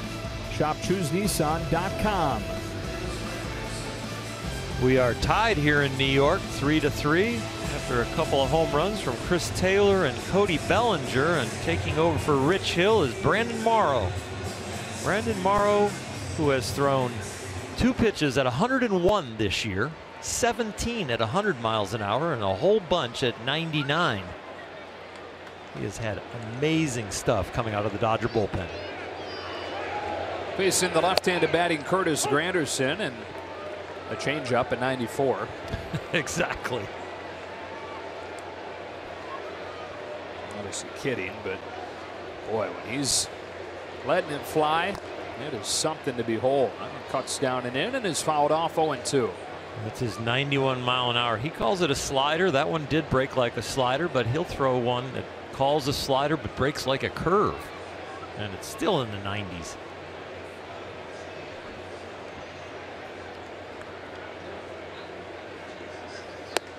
One and two. Granderson, the third of the 3 solo shots in the first inning against Hill, and a walk, the only walk for New York.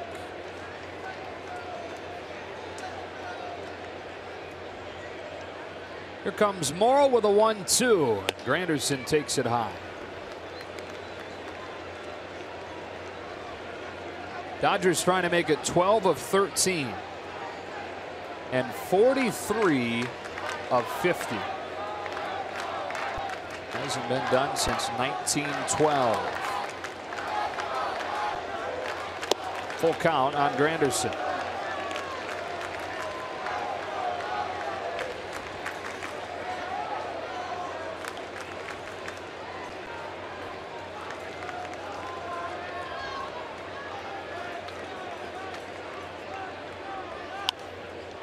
Now Granderson tied with Logan Forsythe for the most pitches per plate appearance of any hitters in baseball. Let's work the full count here. This will be the 7th pitch coming from Morrow. Both those guys average about 4.5 pitches per plate appearance. And he earns the walk.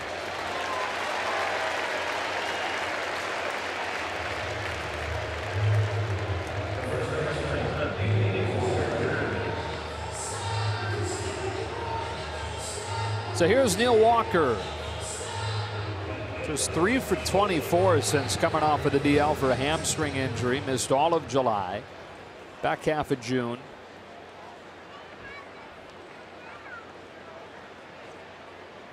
One of those 3 hits, a first inning single against Hill.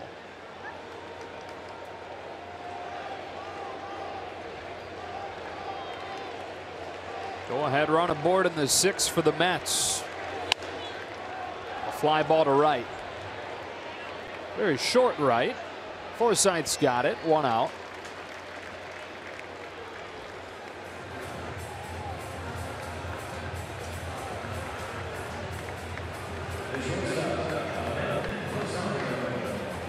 And up comes Rosario. What is known as a shutdown inning, and you lead it off with a walk, trying to pitch around that sin. Dodgers climb back in this one, and you just want to come out there and get the offense back in the dugout where they are hot.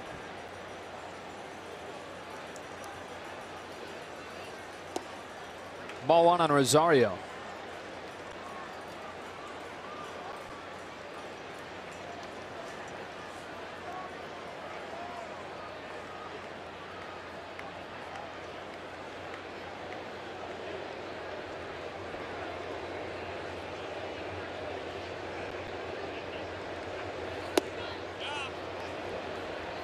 No swing, 2-0.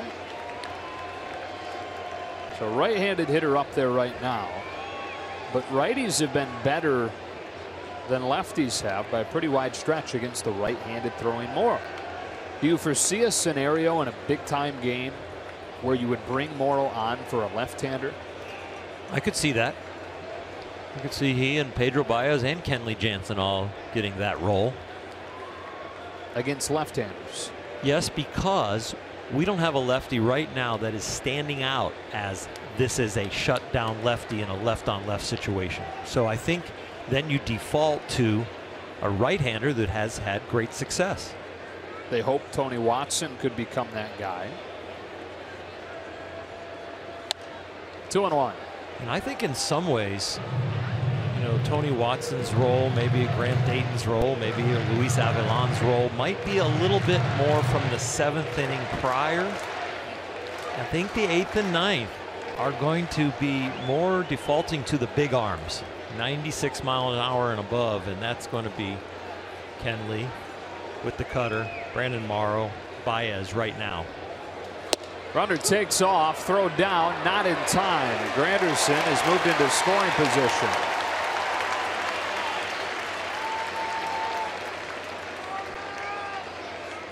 Yasmani hasn't had much chance to throw out the Mets in this series. The pitchers have been pretty slow to the plate, the ones on the mound here for the Dodgers. Morrow is not somebody who is 1-3 and below. He's above 1-3-5 most of the time, and that gives a decent runner a very good chance to steal a bag.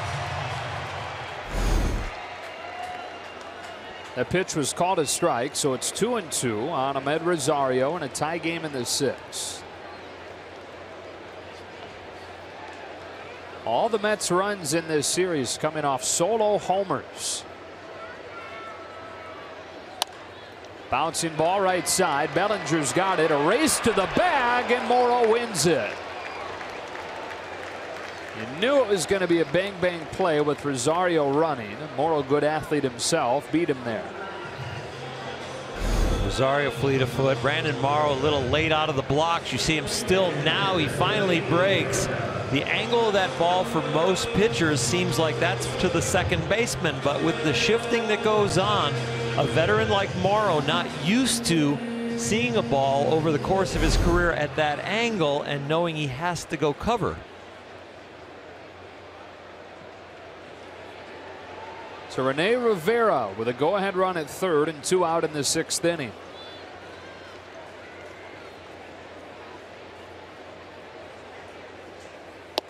A fastball at 97 for a strike. The Mets are 0 for 11 this weekend with runners in scoring position.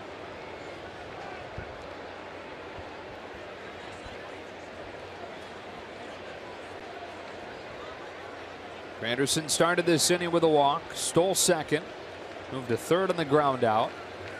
1 ball and 1 strike. And fastballs coming in there from 95 and up. Yasmani Grandal has to stay strong. He's looking for fastballs up as far as the data and where they want the pitches. But if one gets a little away, he's going to have to stay strong with his glove, not let it deflect away. Really concentrate with a man on 3rd. Coming up with a heater here. 1-2. See a lot of catchers on those high fastballs kind of cup their glove, take the top of their glove and kind of turn it down so that the ball can't get through it. If you go up with a flat glove or a glove where actually the heel of your glove is out front, the ball can deflect easily. Morrow strikes him out, even a notch higher on the ladder at 97, and the Mets leave the go-ahead run at 3rd.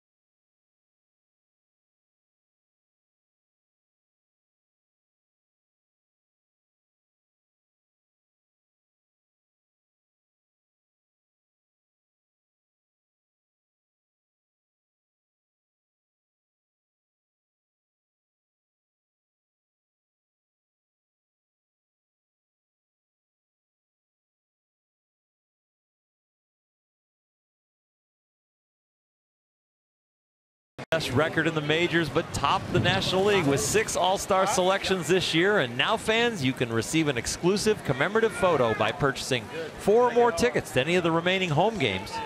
This is a limited offer, and you must purchase your tickets at Dodgers.com/Let'sGoDodgers.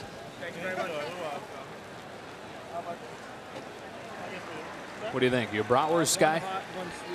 Yeah, I would leave all. I would go with the spicy mustard. I wouldn't get all the stuff, the onions and the peppers. Yeah, spicy mustard and light onions. Yasiel Puig leading off the 7th in a tie game. He drills a liner to left. Cespedes turns and watches that one. Get out of here!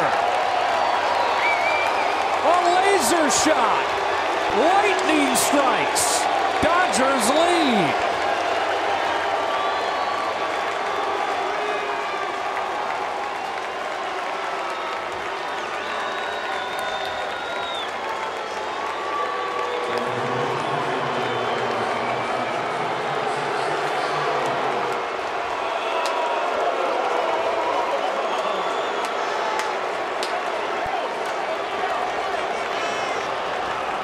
How did that get out? A very strong man. And you know what time it is? Kissy time. Chase Utley pinch hitting, strike 1. Every ballpark in the 4th or 5th inning has a kiss cam in between innings for the fans. One day, Turner and Yasiel will be on it.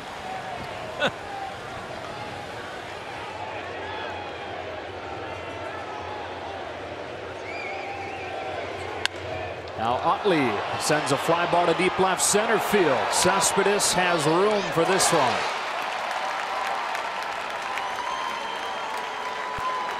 Yasiel Puig makes the Arco top tier play, and it's a bullet that gets out of here. I don't know how high that ball got up, but not more than about 30-35 feet in the air on a line.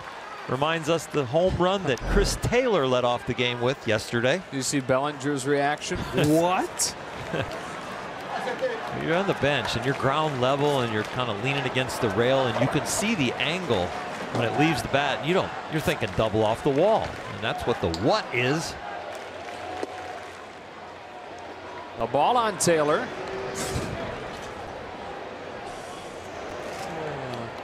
He's got to go to MLB Network Studios tonight too, right? If it ain't broke. If he's superstitious. 1-1. So the Dodgers have now hit 22 home runs in 6 games against New York.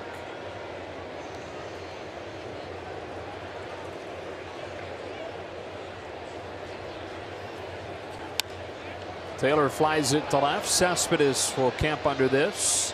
2 out.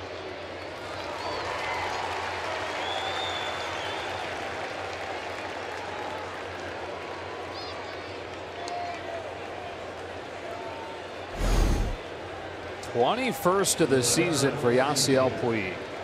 Previous career high was 19 in his rookie year, and that orange line is the line you're looking for, and it cleared that.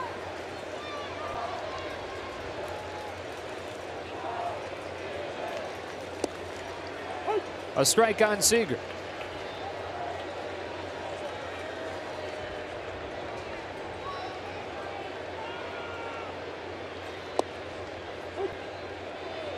Oh, and 2.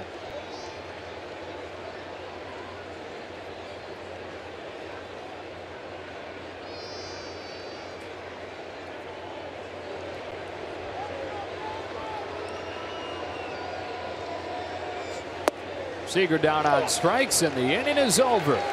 But Yasiel Puig leads off the inning with a home run, and that means a kiss for Turner Ward.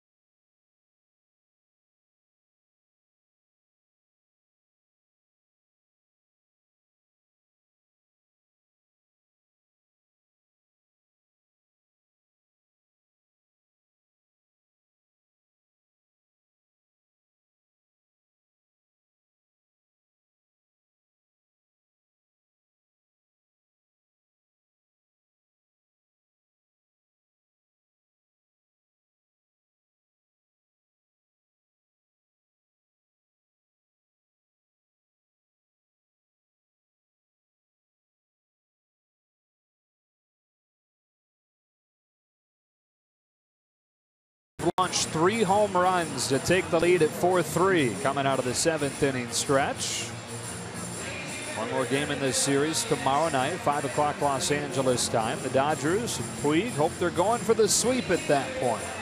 It'll be up to the bullpen to make that the case. Pedro Baez, who gave up the game-winning home run to Tyler Flowers in Atlanta his last time out, trying to protect the 1-run lead in the 7th. Nobody on, of course, so the on-base average against PD is .286. He doesn't allow many base runners. And one of the best things he has done all year, only 5% of the hitters he has faced end up scoring. The big league average is 11%. 9-1-2, Jose Reyes, Michael Conforto, and Asdrubal Cabrera.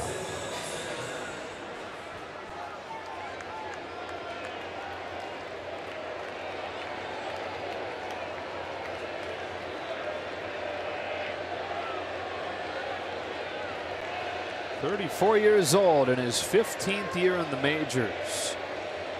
Started his career here with the Mets, bounced around, and came back to New York last year. Shows bunt, takes a strike. In fact, his arrival in 2003, that was, compared that to kind of the excitement around Rosario's arrival this week. Both shortstops, both from the Dominican Republic. Reyes' debut came a day before he turned 20. Behind 0-2. He spent 9 seasons here the first time around, won a batting title, an All-Star 4 times.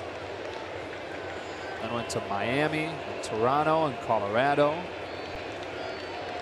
Suspended until June last year for the offseason domestic violence arrest. So the Rockies didn't want him. And the Mets wound up swooping in to take him. Baez strikes him out on 3 pitches.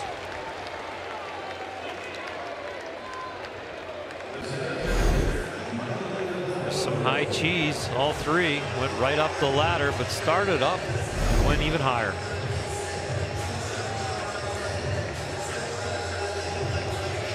Now the top of the order. Here's Conforto.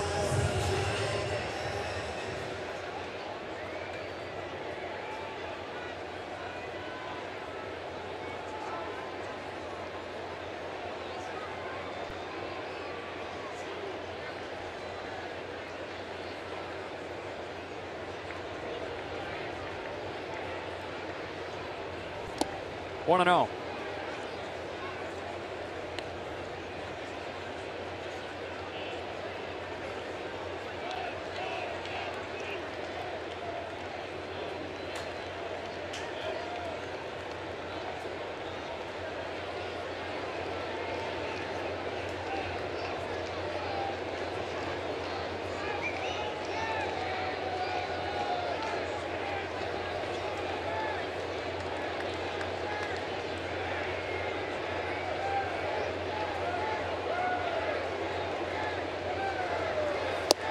One ball and 1 strike, 98 letter high.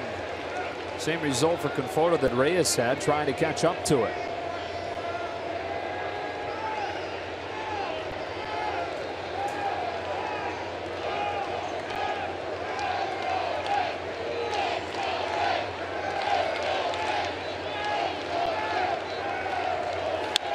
One and 2.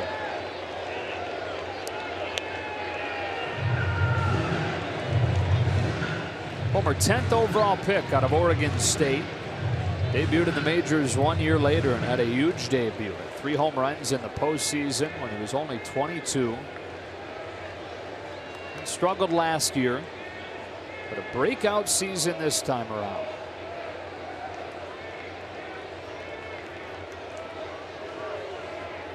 Baez home with a 1-2. Went to the changeup. Conforto took it.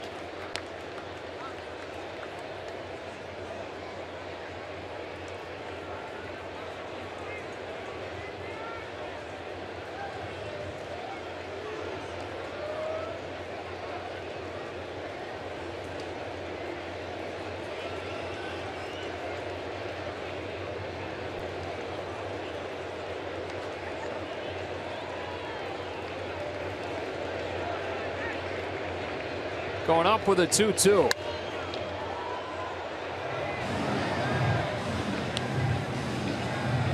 You mentioned about Brandon Morrow. Do we foresee right-handers coming in to face lefties? So Brandon Morrow, 030. Lefties hitting off of him. Pedro Baez, 197. Kenley Jansen, 218. But there are some lefties. Avilan at 185. Grant Dayton, 171.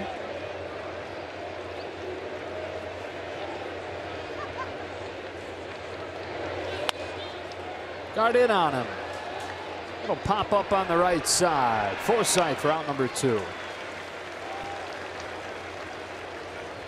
And when you're looking at that lefty on lefty matchup, trying to get the one key out in the late innings, it won't be Jansen, so you can eliminate him from the equation. But you have a pretty good pool of guys to choose from, even though you don't have that Andrew Miller necessarily. Don't have Zach Britton like a lot of teams wanted to get. Orioles ultimately didn't want to make available at the deadline.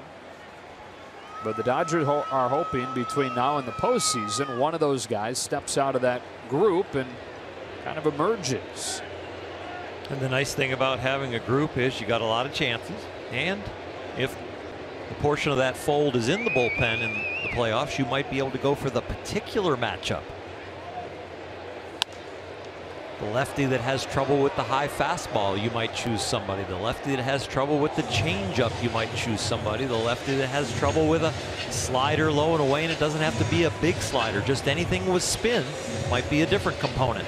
Yeah, so for a postseason roster, you have to reset your roster, or not reset, but it has to be set to start a series. You may carry somebody specifically for, say, Bryce Harper. Or you may carry somebody specifically for Anthony Rizzo. Exactly.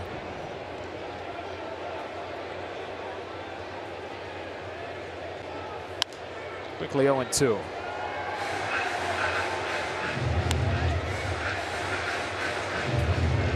So, for example, Bryce Harper is 0 for 6 against Tony Watson. We'll have a chance to see how they match up in September to add to that data. Anthony Rizzo 4 for 20 against Watson. It's not completely shutting him down, but it's not good. It's a 200 average.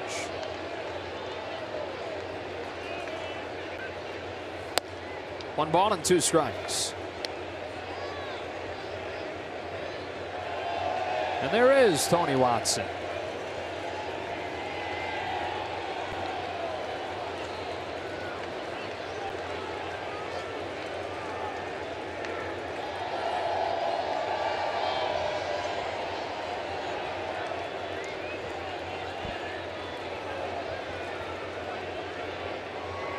Baez looking for a 1-2-3 7th. He's got it. Forsythe catches the line drive from Cabrera. Through his 7th, the Dodgers in front.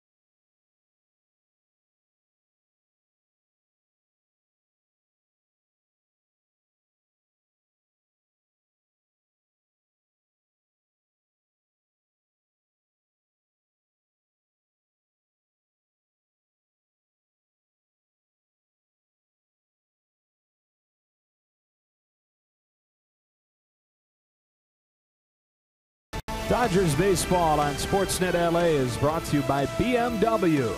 See a Southern California BMW Center today for exceptional offers, or visit SoCalBMW.com.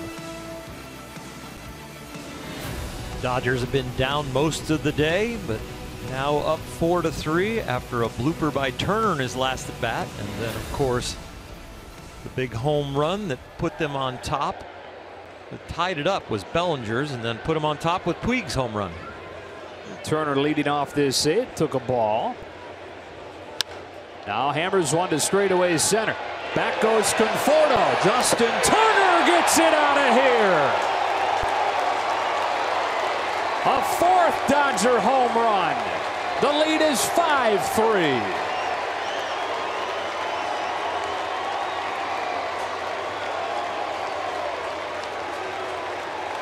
How much fun is this? Sometimes rallies are consisted of bloops and blasts. Well, that's what Justin Turner has done in his last two at bats. A little bloop to center, and then one that's about 3 times as far over that center field wall.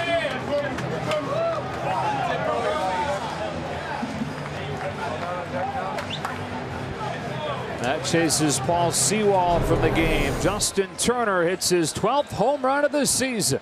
The Dodgers have banged their way back and lead it by 2.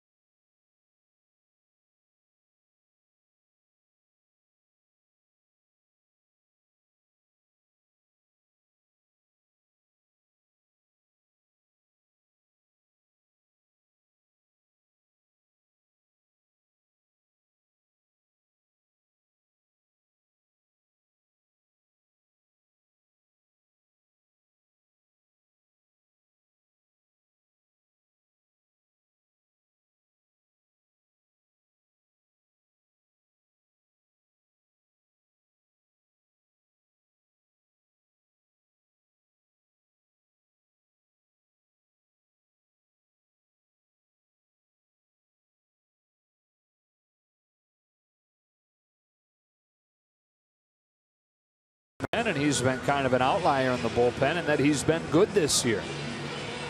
We'll bring him in right here to face Cody Bellinger, and trying to keep the Dodgers in check, which has been really hard to do since the 6th inning. Cody Bellinger, he has one of the 4 home runs over the last 3 innings for the Dodgers. His tied it at 3. We gave him a 4-3 lead. Turner just extended it to 5-3. It was his 31st of the year. Now 4 shy of the Dodger rookie record. Levens gives him strike 1. Got a pretty good feeling he's going to give it. Yeah, we've been talking about pace a lot with the whole team. I think his pace is pretty good individually. 0-2. September's going to be a fun month because there's going to be a lot of things that the team is chasing and Cody's chasing, some individual things throughout the roster. Justin Turner probably chasing a batting title. Chris Taylor might even throw his name in that hat.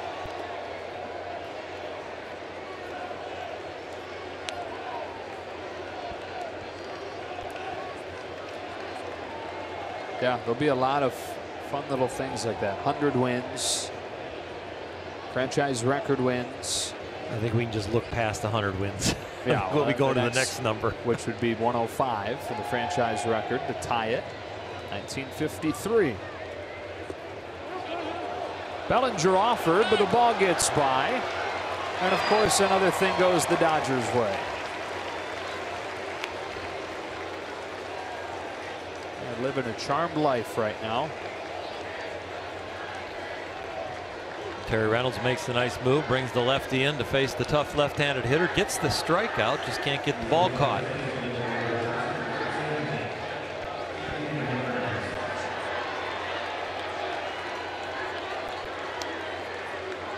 Kike Hernandez pinch hitting against the left-handed reliever.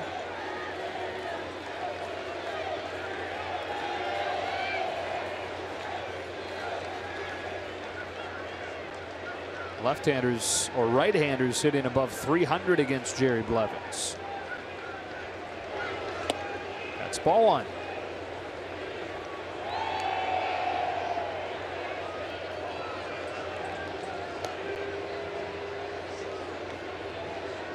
$40,000 in attendance today.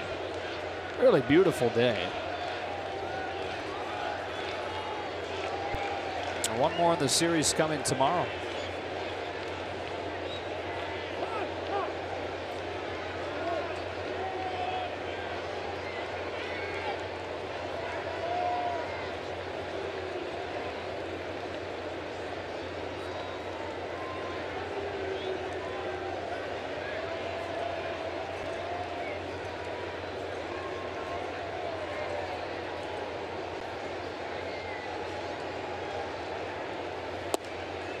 Strike one.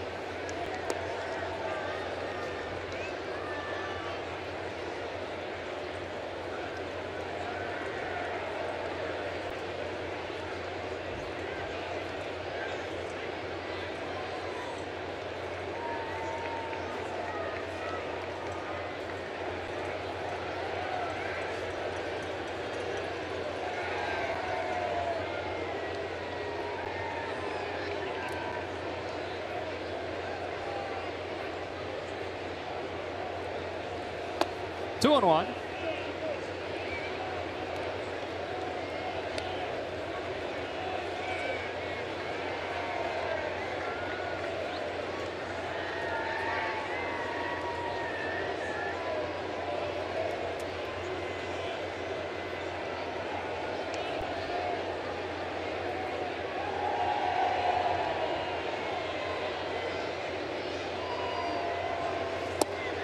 That catches the bottom of the zone, and it's 2-2.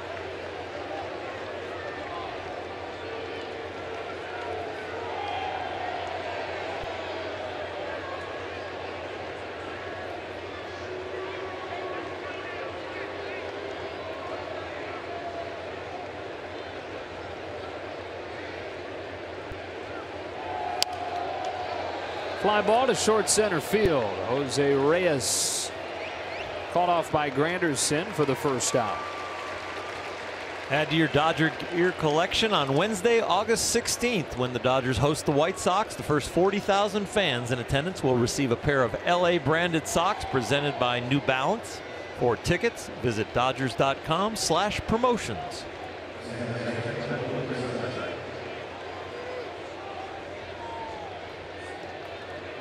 One on, one out. Here's Forsythe.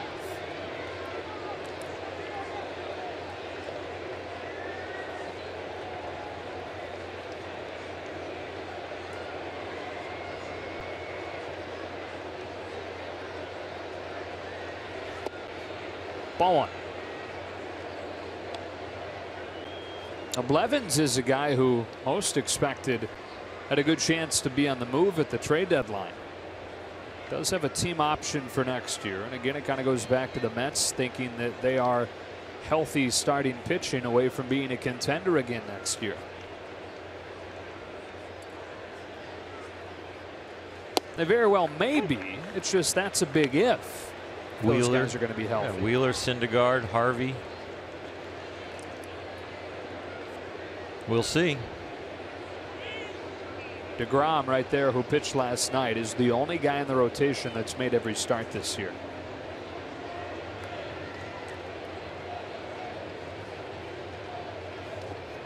Two and one. Bellinger takes off. Perfect throw from Rene Rivera to nail it. And he wants Dave Roberts to take a look.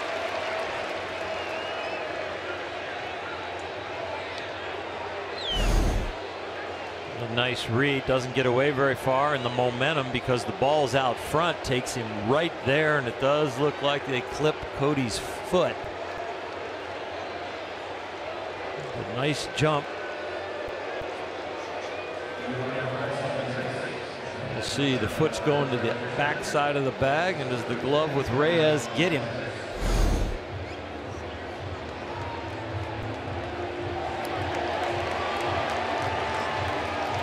Fans here in the stadium watching the replay up on the big screen think that it's an out.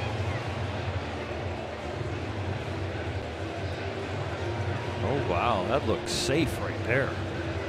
Great shot. Yeah. Olay.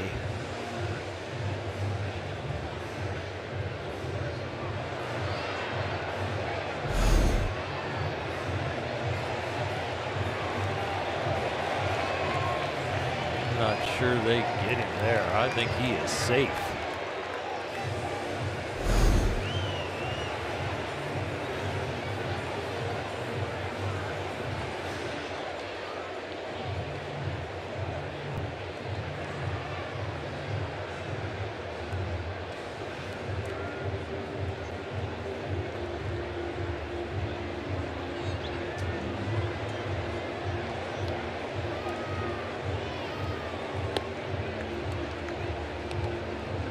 Bellinger seemed like he was certain when he got into the bag that he was in there. And he was right. So he's in scoring position. And just one out. An opportunity to add on for Forsythe and the Dodgers here in the 8th. It's like you talked about earlier in the game. It's not a given when the ball beats the runner. You've got to really make sure you get the leather on him. Replay will catch you.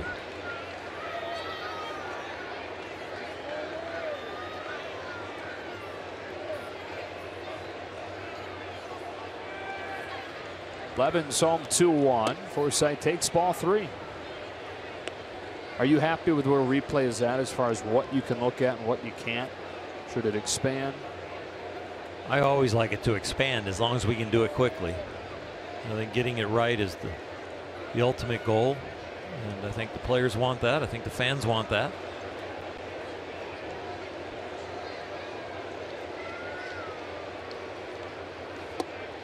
Forsythe walks for the second time today. They're at first and second.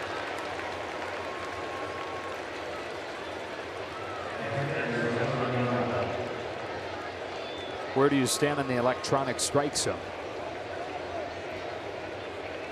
I like the umpire being back there. I would like to see him raise his hand, not just see a light on the scoreboard, but I wouldn't mind experimenting with electronic ball strike and having something vibrate or something on the umpire's hip that on the borderline calls. If he needs a little help, that's right there for him.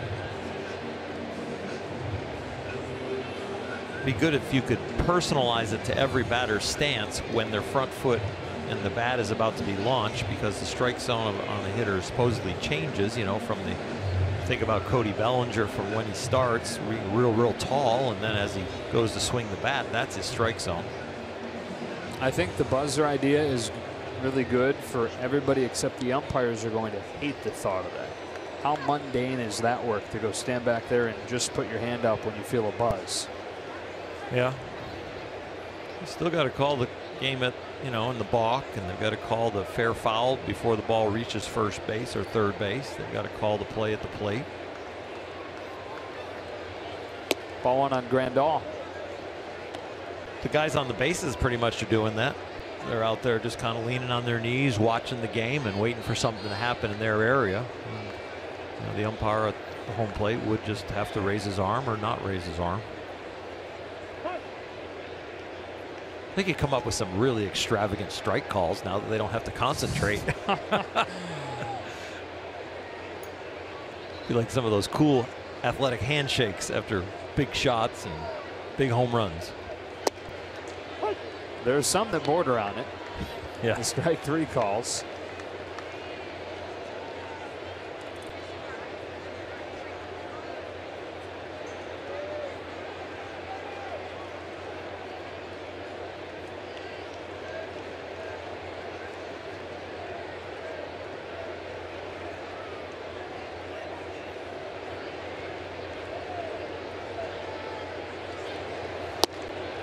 2-1. Could you actually get to a point where you don't need umpires at all? I hope not. I would think you can't, but could you really? You know, thing could get wired completely. Could have sensors in guys' shoes and hands, and you could have sensors in the gloves and the ball, and knowing whether there's a tag, and sensors in the bases. Where is the call then? Registers relay? up electronically onto the board.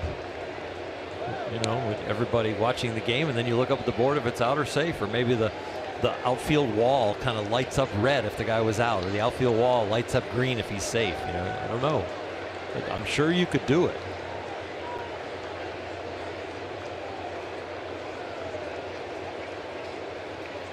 Nothing too drastic. Just get rid of 4 guys. Aliens and yeah. I would not like that. No, I know you're. But I'm just saying, you know, let your mind stretch as far as you want.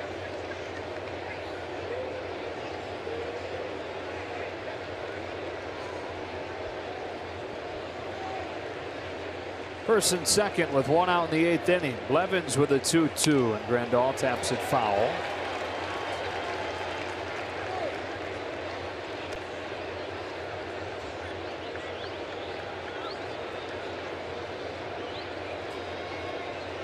It would definitely change the sensory experience of coming to a game. Yeah. You know, of sitting back and having a pop and a hot dog, chilling, talking with your friends, when you're looking for the wall to light up for safer out.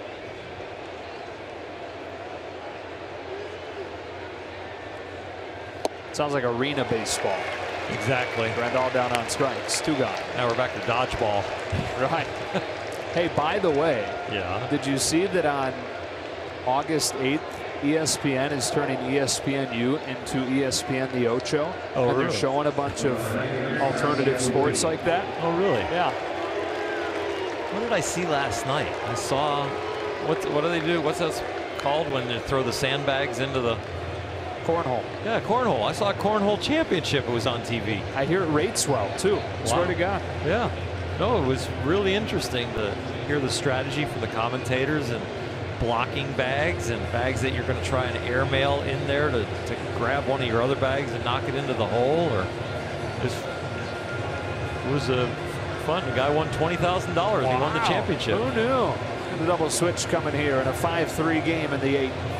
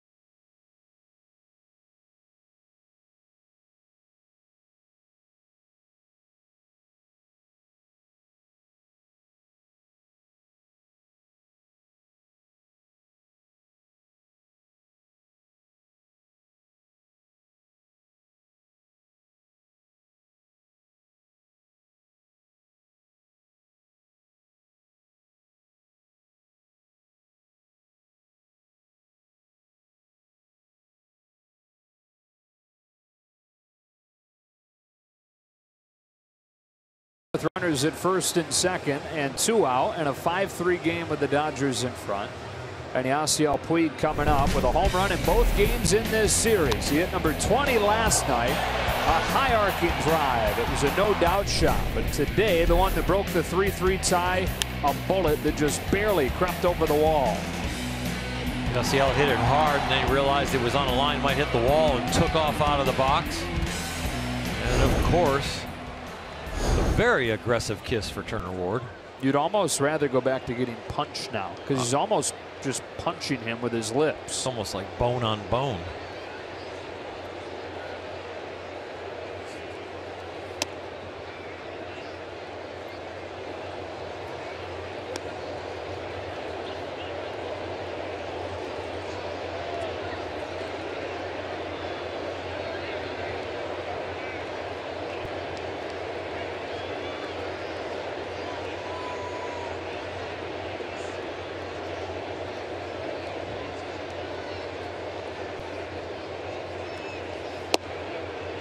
One and one.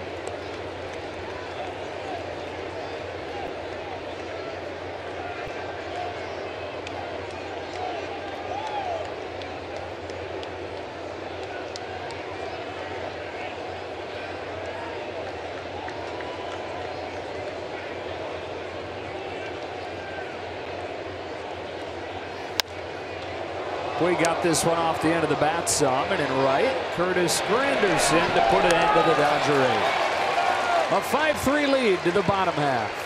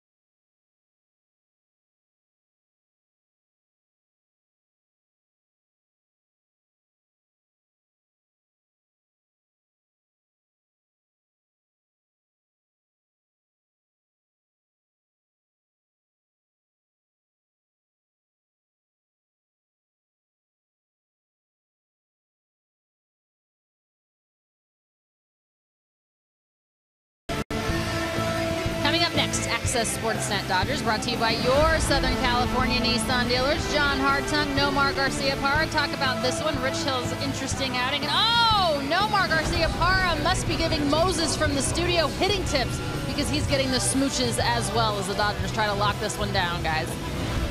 It's the new thing, Alana. Don't get any ideas for Schreiser. I am not going to get any ideas. 5-3, bottom of the 8th inning. Kike Hernandez stays in and plays center. Yoenis Cespedes to lead off. Austin Barnes, the new battery mate.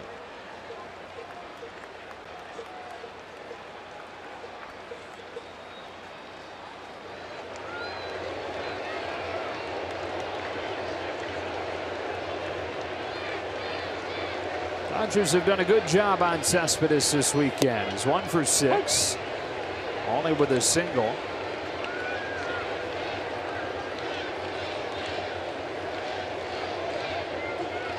Most lineups have a guy or two that you mark very clearly. This is one of those guys in this order. Inside 1-1.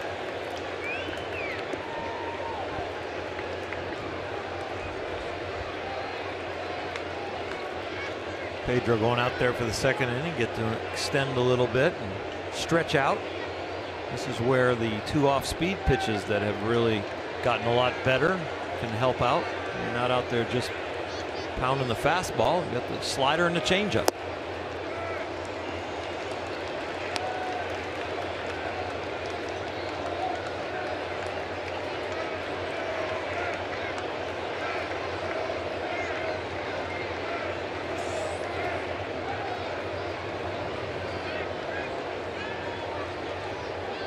Here comes a 2-1, and Cespedes hits it foul. The count evens at 2-2.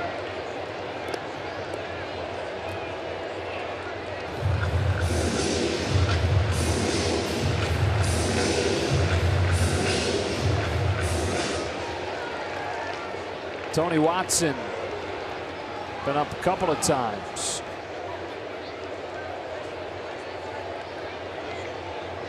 With Flores on deck. Brandon Nimmo on deck after the double switch. Yeah, and then Granderson due after that.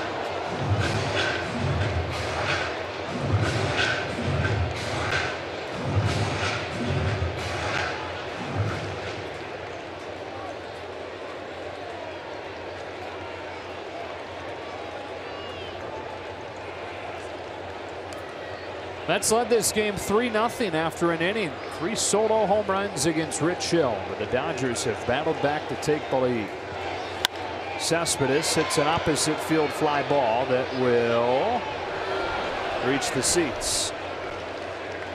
Dodgers have done it with a long ball as well. Taylor, Bellinger, Puig, and Turner all with home runs.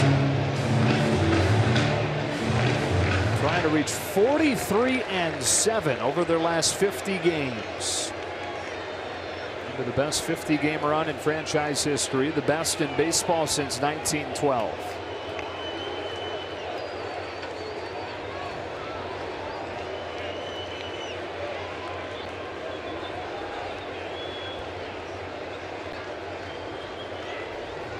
Baez to Cespedes with a 2-2 again. Slider is outside and the count is 4. They've kept the ball away from Cespedes this whole series, making him try and hit the ball to right field. He's going to hit for himself and just only try to pull. It's going to be awfully hard. Fastballs away, sliders away. Here they're coming in. Up and in. Ball 4. The tying run will come to the plate.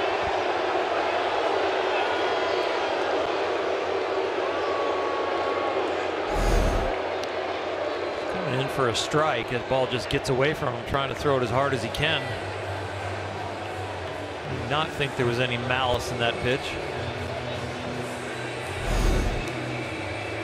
Dave Roberts going to make the change after the leadoff man reaches. He'll call on Tony Watson with a tying run at the plate. High leverage situation for the new Dodger.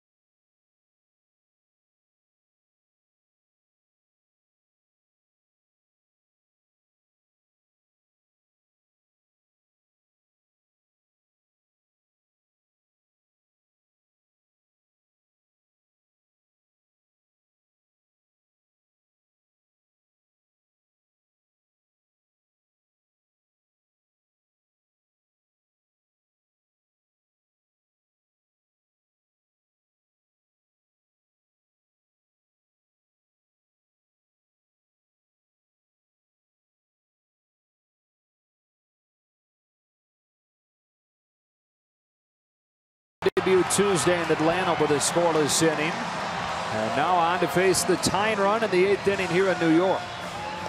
We threw 9 pitches in that inning, gave up a little scratch single, but that was it. Fastball, slider, changeup, but like Luis Avilan, another lefty in the Dodger pen, of course, number 1 pitch really off the fastball is the changeup. Avilan trying to throw a few more curveballs to get better at that, and I'm sure that Tony Watson will try and incorporate the slider a little bit more now with the role that they are looking for here in Dodger blue. We were talking about it earlier when Brandon Morrow is pitching. Morrow has shut down left-handers, and you could see him being used to do that unless somebody else can step into that role. Watson, one of the leading candidates.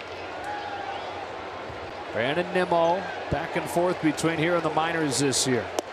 Checks his swing and a strike. And while Watson's numbers against left-handers this year not great, in his career lefties are only hitting .216.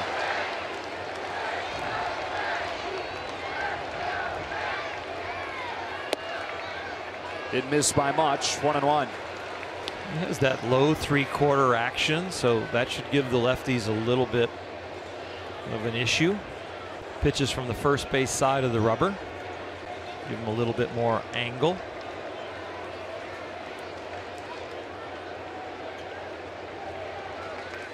Nice pitch, 1-2. That's what they're looking for. Yeah, that was gorgeous right there. That looks like a nice solid fastball, then breaks to the outside corner. And that's a good slider for a swing and miss or a called strike.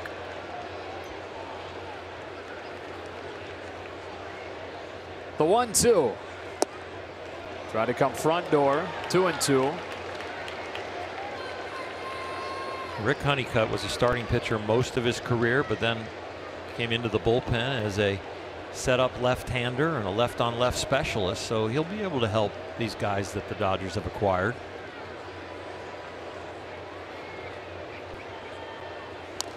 Barely got a piece.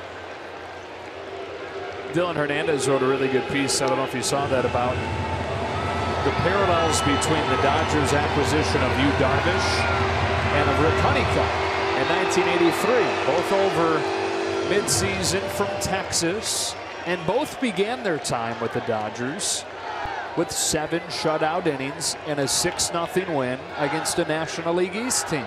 It's crazy. Honeycutt's came against the Phillies. Darvish obviously last night here.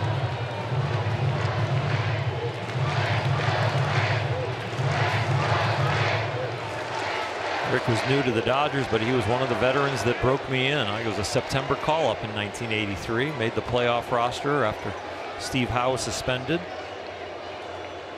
And then in '84, we became catch buddies.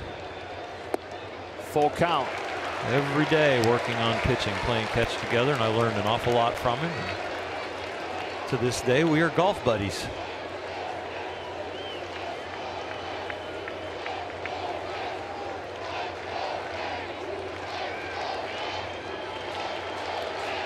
Tying run at the plate. Nobody out in the 8th inning. Watson home with a payoff. Struck him out on the outside corner with a fastball.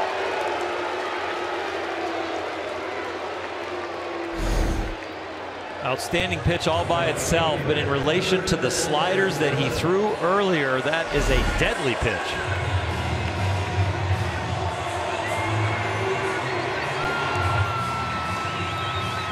And now another test against another left-handed hitter, Curtis Granderson, who has reached all 3 times today.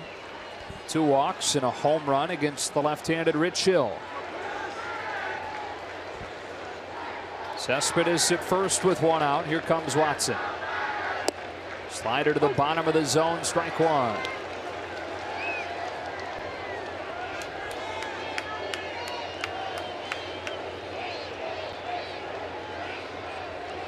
Couple of veterans going at it here. 32-year-old Watson against the 36-year-old Granderson.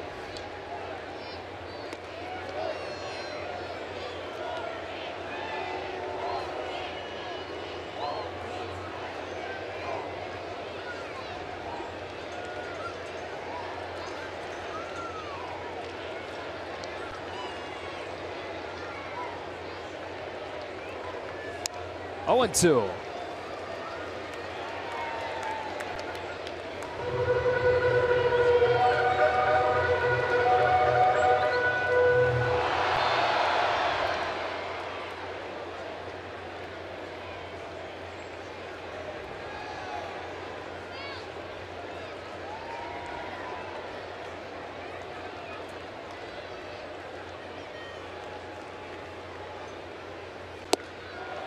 Oh, did miss by much.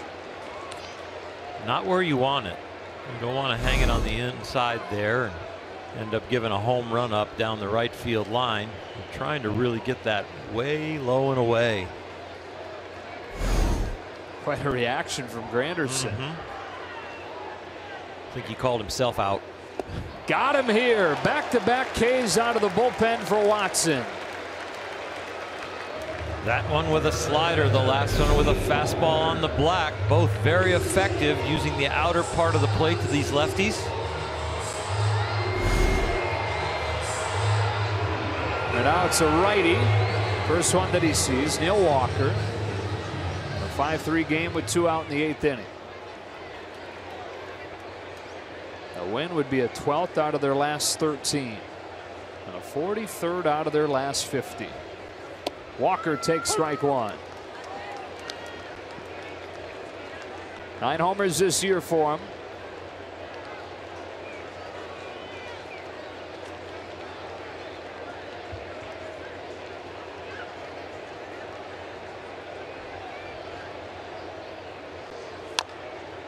Gently hit. Barnes has it.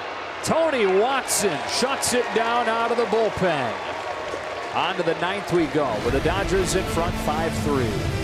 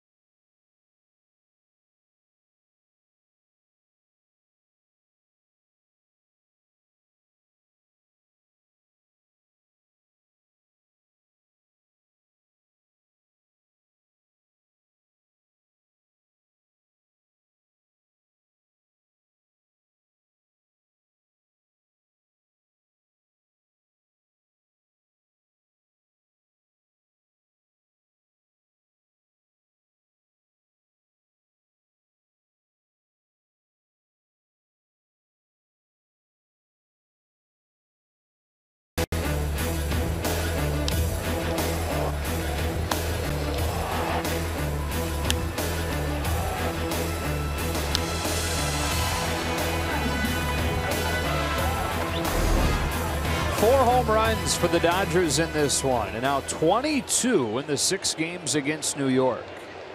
They've used those homers to erase a 3-0 deficit and take a 5-3 lead into the 9th inning. Kyle Farmer takes ball 1, pinch hitting to open this inning. Looking ahead to the bottom of the 9th, bottom of the order for the Mets, although they have Jay Bruce available off their bench today. 1-1 on Farmer.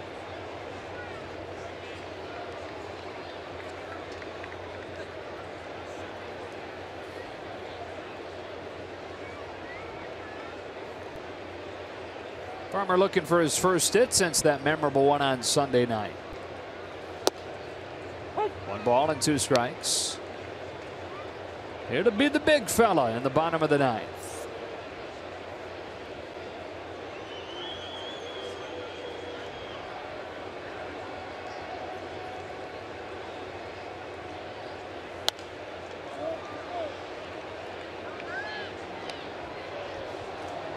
Saw Alex Rodriguez in the hall between innings. He's doing the game for FS1 today, right after the Dodgers had taken the lead, and he said, "This is unbelievable."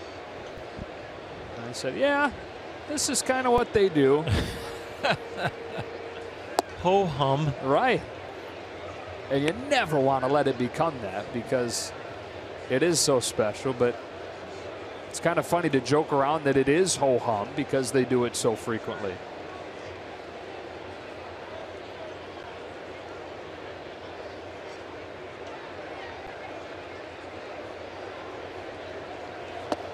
Good take, full count. It's been a pleasure to get to know this young man in spring training and now here in the big leagues. Just a quality individual that he deserves to be up here.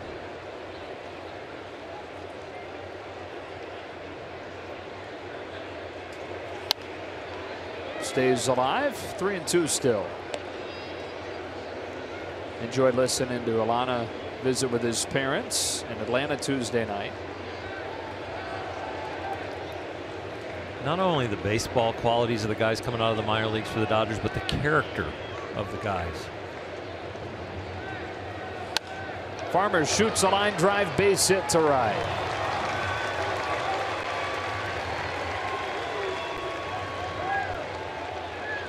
A little resemblance to that exciting hit that he had in his first at bat, the double that scored the winning runs, and then he got his jersey ripped off him. He's over there at first wondering why they're not emptying the dugout to congratulate him on this one. Yeah. Thought that's just what happens when you get hits in the bigs. Trying to add on now. Top of the order, Chris Taylor. Strokes one to right. On comes Granderson. He'll play it on a bounce. His throw to second gets Farmer, who was caught between a rock and a hard place on that one.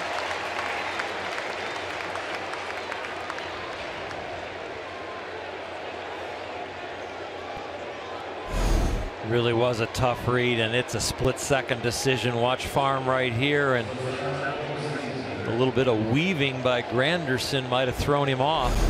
Looking like he had it easy as he was pulling up, but he was pulling up not because he was catching it, he was pulling up because he was going to let it bounce.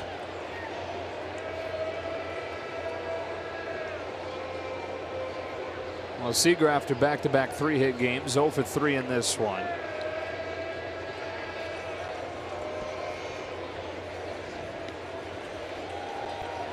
Talked about it a little bit off of the top, but when you look at the company this Dodger team is in, even before there's a result in this one with a 42-7 run, they're in a league of their own over the last century. Only team in the last 105 years to win 42 of 49. Not just the only Dodger team, the only team in baseball.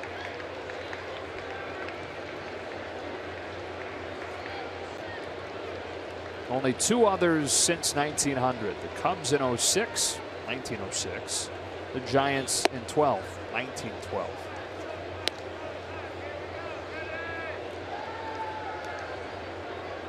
And the other 2 organizations, was the Cubs organization that did it in 1885. They were then known as the White Stockings. So when you see the Chicago White Stockings in the 1800s, they didn't become the White Sox. Eventually became the Cubs. 2-1 on Seager. They were next the Colts.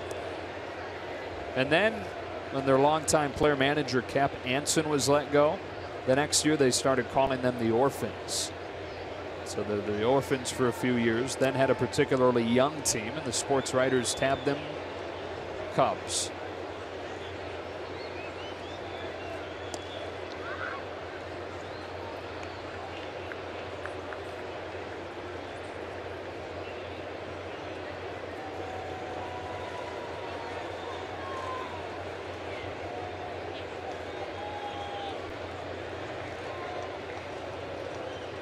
Salas with a 2-1, and Seager flexes it foul. 2-2.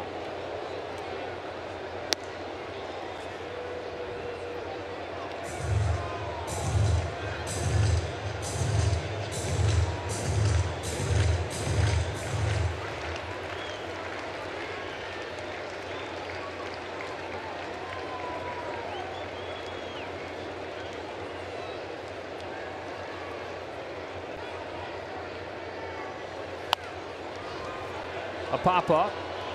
Rivera watches it go into the seats.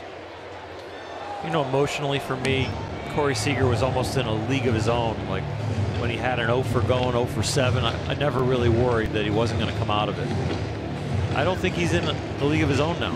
I think that way about Justin Turner. I think that way about Chris Taylor. And now even Cody Bellinger.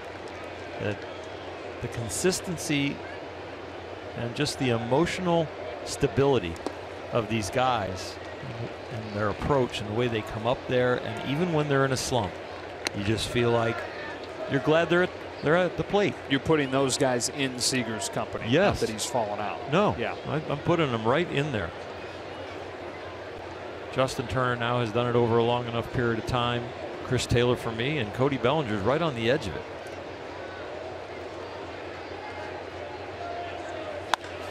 That ball is absolutely punished into the second deck. The homer-happy Dodgers strike again, and it's 7-3.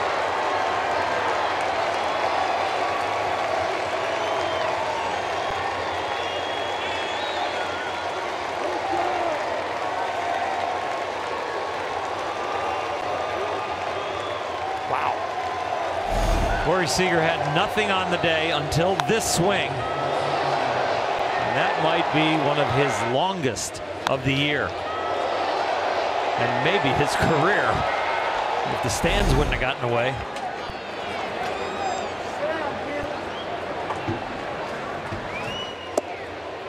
A strike on Turner. A 5-home run day for the Dodgers. And suddenly, the fact that they were hitless over 4 2/3 seems like weeks ago.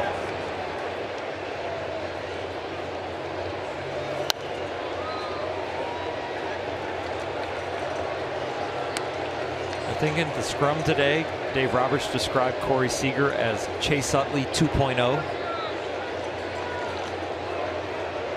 That's the way Chase Utley was in his prime. 300 hitter with home run power. Come get you at any time. I think Alana actually came up with that today, and he agreed with it. Oh, great. Now, I was reading in the notes. I wasn't present in the scrum. Point taken, though. The same guy. Turner to the opposite field. Granderson back onto the track. Makes the catch and then crashes into that wall. 2 out. Well, Turner didn't miss that one by much.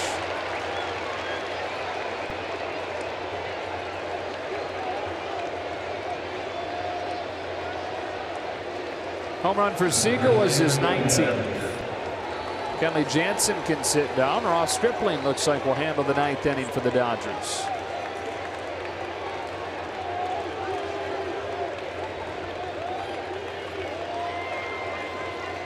With 2 outs, Bellinger.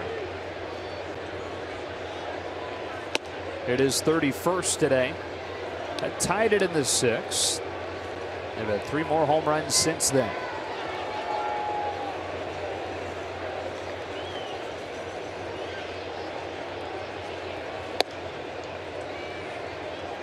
Two and up.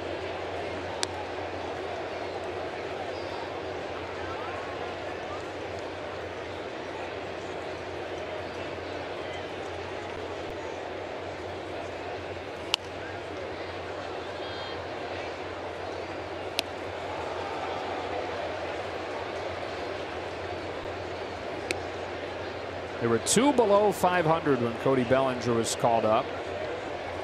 They're now 3 outs away from moving to 46 games above 500. 2 balls and 2 strikes.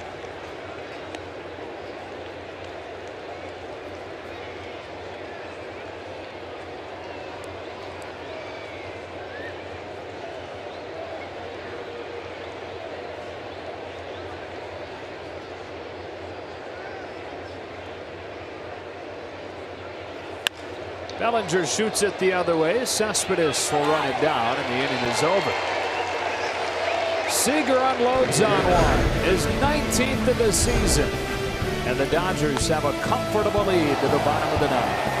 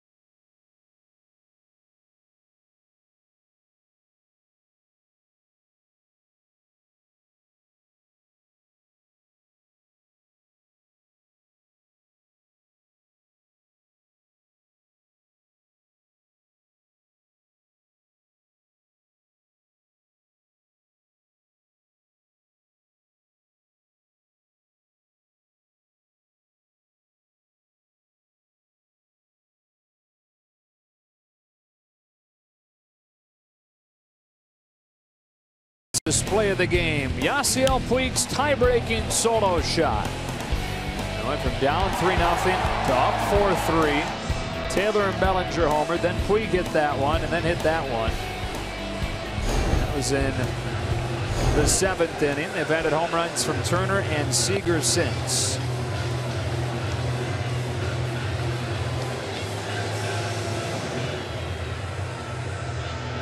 And instead of Kenley Jansen, it's Ross Stripling.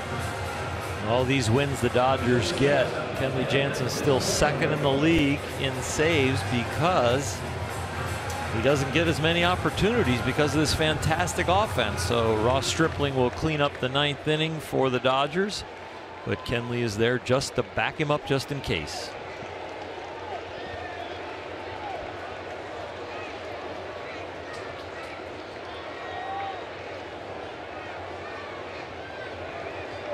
Ahmed Rosario with perhaps his final opportunity to extend his career opening hitting streak, which is at 4 games.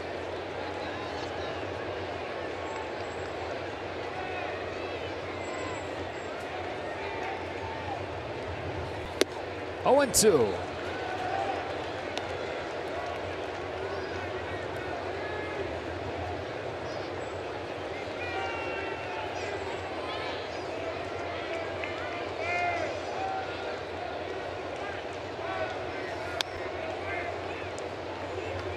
Series finale tomorrow, and again it is ESPN only. 5:05 in LA. Hyun-Jin Ryu for the Dodgers. Pitched on Sunday Night Baseball last week. 7 shutout innings against the Giants. Trying to build off that. Steven Matz counters for New York. Got him swinging with a curve. 1 out. How many teams would like to have Ryu or Maeda near the top of their rotation? Those guys are battling for spots to show really strong in August and September to maybe get the start in the playoffs. Crazy how good the rotation is. When they're doing all of this right now, this will be 12 wins out of 13 without Kershaw.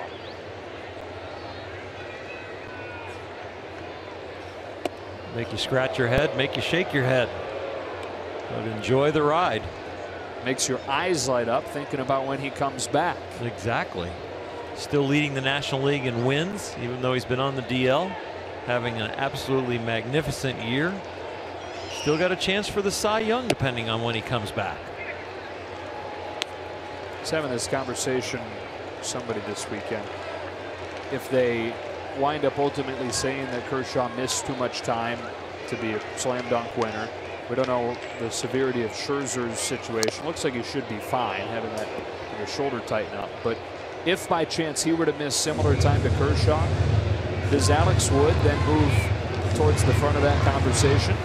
He could, and you also might start to look to the bullpen. There have been years when a guy out of the pen could win the Cy Young. Mark Davis won it out of San Diego during my day. I think Steve Bedrosian won it as a reliever.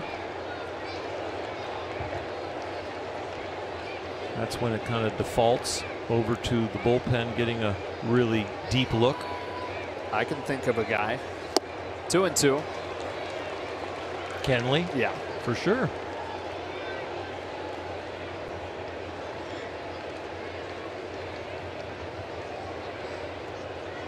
It'll be interesting and it'll be controversial.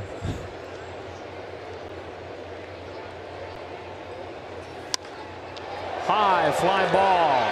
Deep left field. Rene Rivera, a solo home run.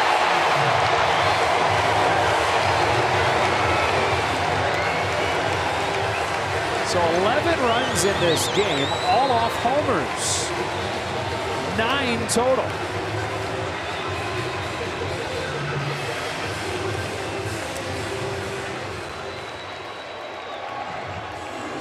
It's been a clear, beautiful day, and it's been a great day to hit the long ball.